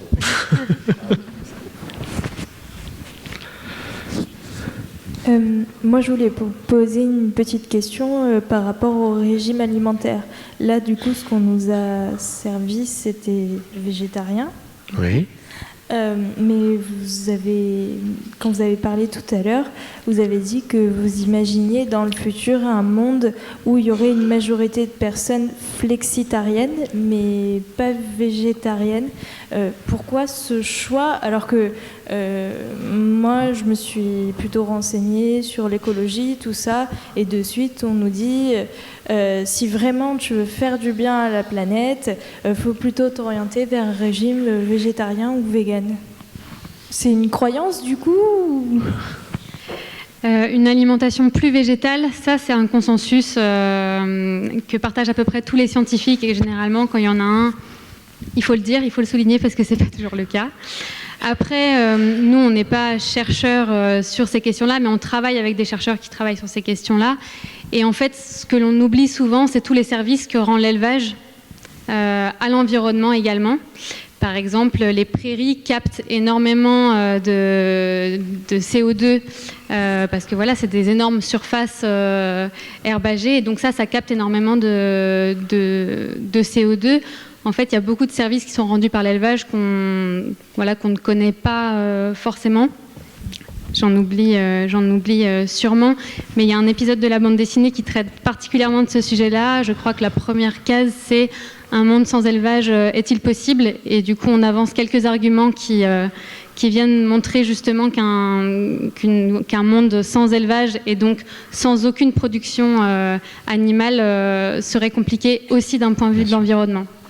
Supprimer la viande de son alimentation et puis supprimer l'élevage, c'est une question très complexe. Dans les pays occidentaux, c'est sûr qu'il faut réduire, mais aussi dans des pays en développement, l'élevage rend, comme dit Manon, aussi beaucoup de services. Bien souvent, il n'y a que ça pour vivre. Élever un bœuf pour après le revendre, c'est une source de revenus, c'est une source centrale dans la vie de ces populations. Donc c'est un débat très complexe.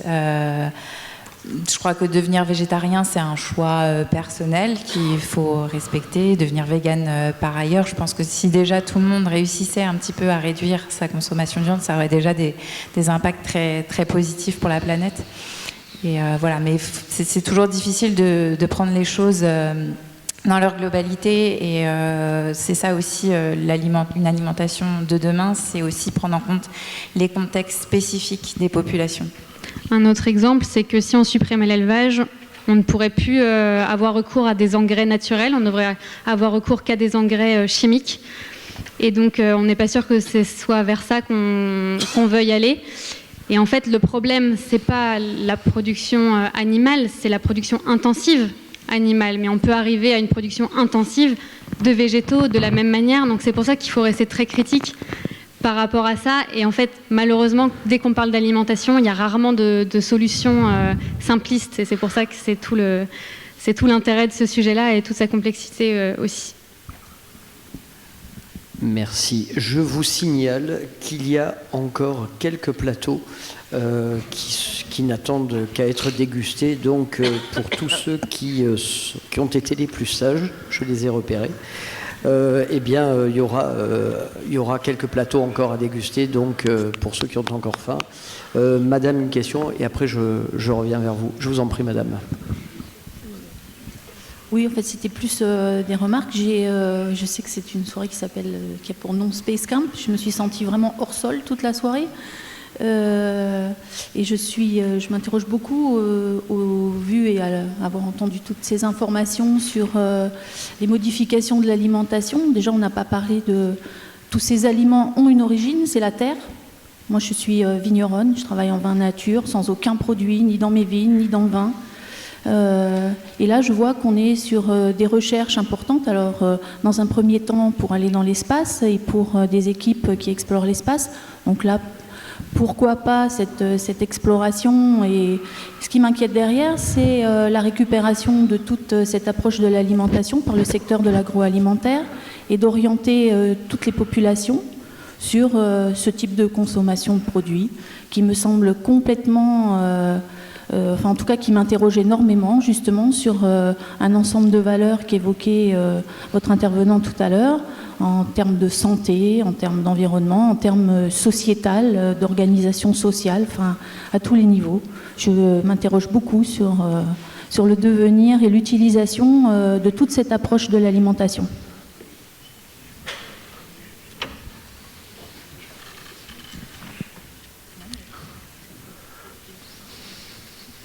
Ça questionne en tout cas. On vous a pas rassuré. Bah, c'est dommage, venez me voir, je vous rassurerai. Et en plus, je pourrais goûter votre vin comme ça.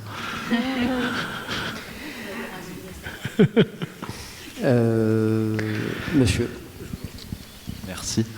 Moi, j'ai une question concernant les pays en développement. On parle beaucoup de nous. Moi, j'aimerais savoir, dans ces pays-là, finalement, mis à part leur pauvreté, quelle est leur approche vis-à-vis du développement durable et de l'alimentation? Est-ce qu'ils sont meilleurs que nous? Est-ce qu'ils font mieux que nous? Et si c'est le cas, est-ce que vis-à-vis de nos populations, on ne pourrait pas dire voilà, ces gens-là sont moins riches et pourtant ils ont des performances plus meilleures que nous, voire fantastiques? Voilà, merci.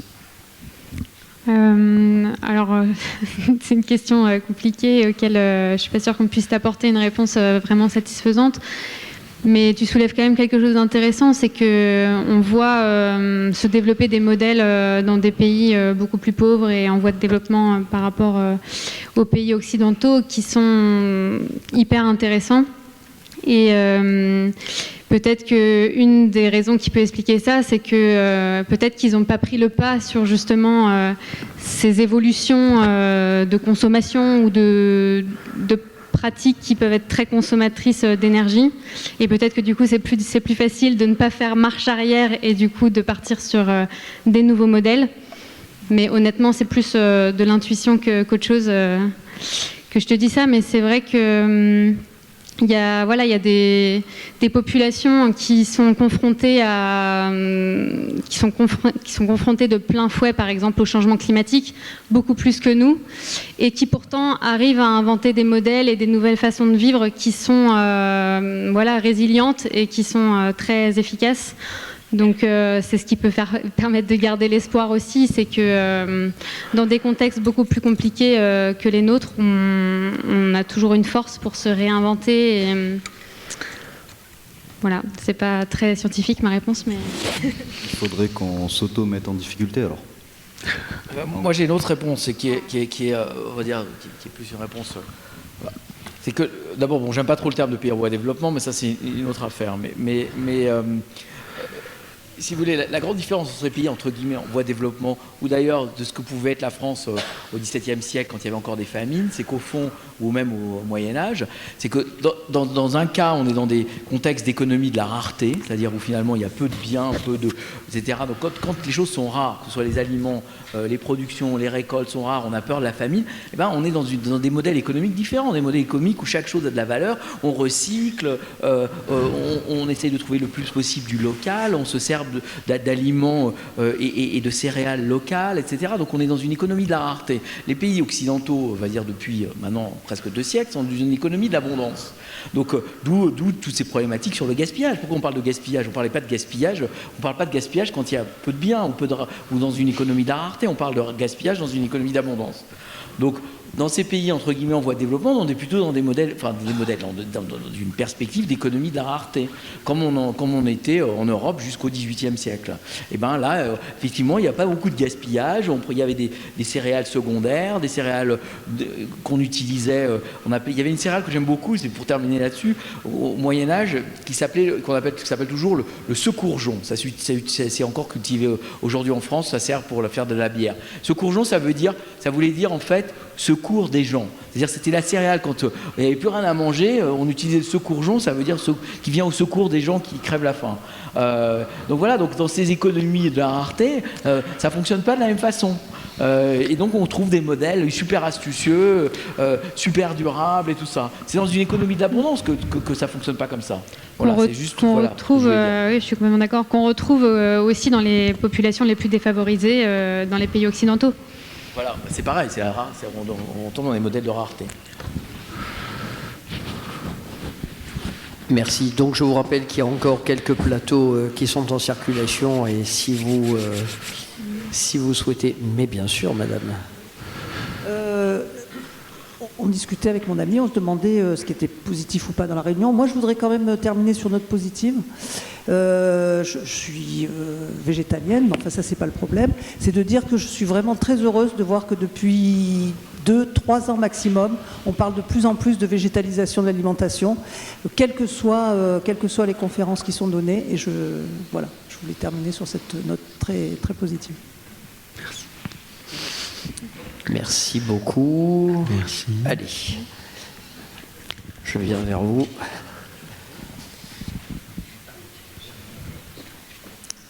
Bonsoir. Bonsoir.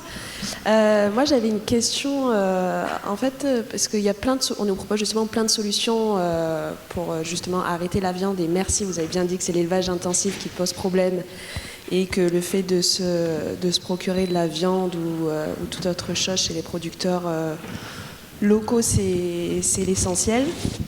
Mais parce qu'on nous propose plein de solutions et c'est vrai que par exemple, moi personnellement comme le chef, j'ai diminué ma viande, mais parce que je mange pas, je suis charcutière de base, donc je mange de la charcuterie, mais pas forcément de la viande. Mais on nous propose plein de solutions comme le soja. Le soja, ça demande quand même énormément d'eau, donc écologiquement parlant, c'est pas bon non plus. Pourtant, on nous le vend. On nous le survend, donc derrière il y a quand même un gros business. Je parle pas des chercheurs comme vous, bien sûr, qui cherchent à bien faire, mais qu'on se le dise, il y a les marques qui font un gros business quand même sur toute cette alimentation durable et tout ce qui s'ensuit, quoi. C'est tout à fait vrai. Comme disait Manon, si c'est pour aller sur des modèles intensifs pour produire des végétaux, quel est l'intérêt? On parle beaucoup des légumineuses. Aujourd'hui, les légumineuses, elles sont très peu produites en France. Ça a été une production qui a été passée aux oubliettes parce que trop contraignante, parce qu'il n'y avait pas d'offre. Donc il faut relancer ces machines-là et le faire aussi d'une manière vertueuse. Donc ça pose aussi beaucoup de questions aux agronomes pour trouver des terrains aussi. Où est-ce qu'on produit, sur quel terrain.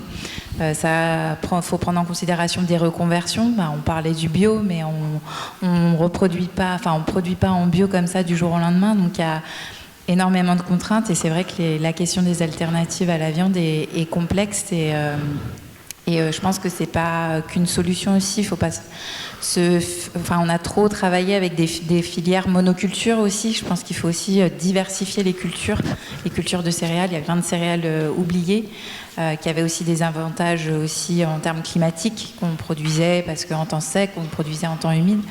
Et je pense qu'il faut retravailler sur ça et retrouver un peu de bon sens. Et je pense que c'est tous les travaux qui sont faits actuellement, mais ça prend du temps. Et éviter les raccourcis, parce que c'est vrai que du coup il y a un énorme marché, une nouvelle offre qui se développe qui peut sembler très attrayante parce que justement peut-être une offre végétarienne, etc., mais qui peut aussi être très mauvaise pour la santé. Les frites, les chips, le ketchup, c'est végétal, mais c'est pas forcément bon pour la santé. Et c'est vrai qu'on voit aussi une offre, par exemple, de steaks végétaux qui sont très mauvaises d'un point de vue nutritionnel, qui sont très riches en gras, qui ont très peu de fibres, qui sont très salés, qui sont très texturés parce qu'on essaie d'imiter la viande, par exemple. Et quel dommage alors qu'on a une belle cuisine qui propose des choses beaucoup plus raisonnables. Merci.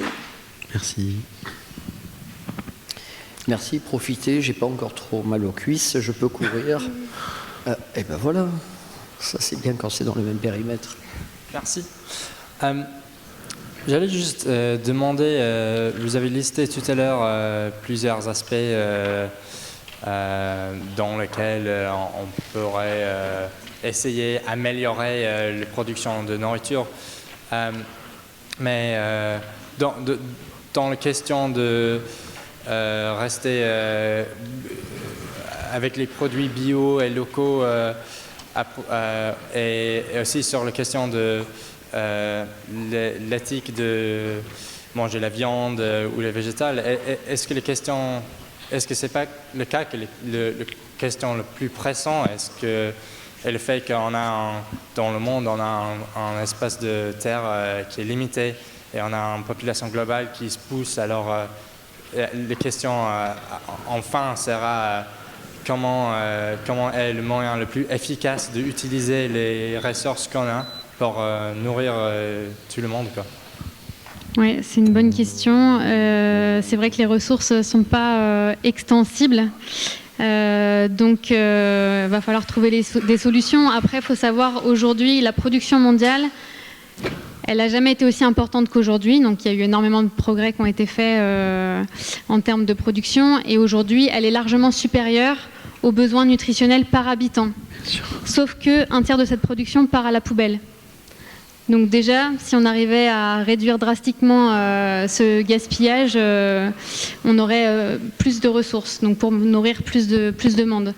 Après, voilà, au-delà de ce premier élément de réponse, il y a réussir à trouver des nouveaux modes de production qui permettent d'avoir quand même des rendements intéressants sans avoir trop d'impact sur les ressources et sur l'environnement.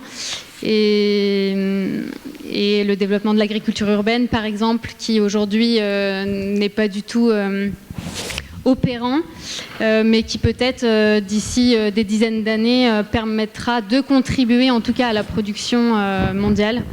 Mais c'est sûr qu'il y a énormément de progrès à faire dans le domaine de l'agriculture. Itemissa est, comme on dit. Écoutez, que vous dire, si ce n'est que cette soirée marque la clôture de Space Camp, que c'est un événement qui a été initié et produit par les associations Seconde Nature avec Zinc. Space Camp, ce sont une grande quantité d'animations thématiques qui se sont déroulées depuis la fin du mois d'octobre jusqu'à ce soir. Au vu de l'accueil que toutes ces manifestations ont reçu à Aix, je pense qu'il y a de fortes chances pour que les associations fassent encore cogiter leur méninge pour imaginer d'autres rendez-vous dans les années qui arrivent. Qu'il nous soit permis en tout cas de remercier la ville d'Aix-en-Provence, Marseille Provence Gastronomie 2019, qui a labellisé et coproduit cette manifestation. On remercie bien évidemment le soutien précieux des techniciens avec lesquels on a travaillé toute cette journée et qui nous ont apporté à la fois leur savoir-faire et leur bonne humeur. Je vous rappelle que cette soirée sera rediffusée sur Radio Grenouille 88.8. Vous pourrez également la télécharger et l'écouter en podcast sur le site radiogrenouille.com. Je vous remercie, je vous souhaite une excellente soirée. Je vous invite à aller voir Armand Arnal à la Chassagnette. C'est un type fantastique et la Chassagnette est un lieu magique. Donc voilà, pour les amoureux de nature, c'est vraiment un lieu à visiter. Et puis je remercie bien sûr nos invités avec Aurélie Zunino et Manon Dugré pour la chaire Anka, Alain Maillet et Richard Delerens. Voilà, allez, je vous regarde.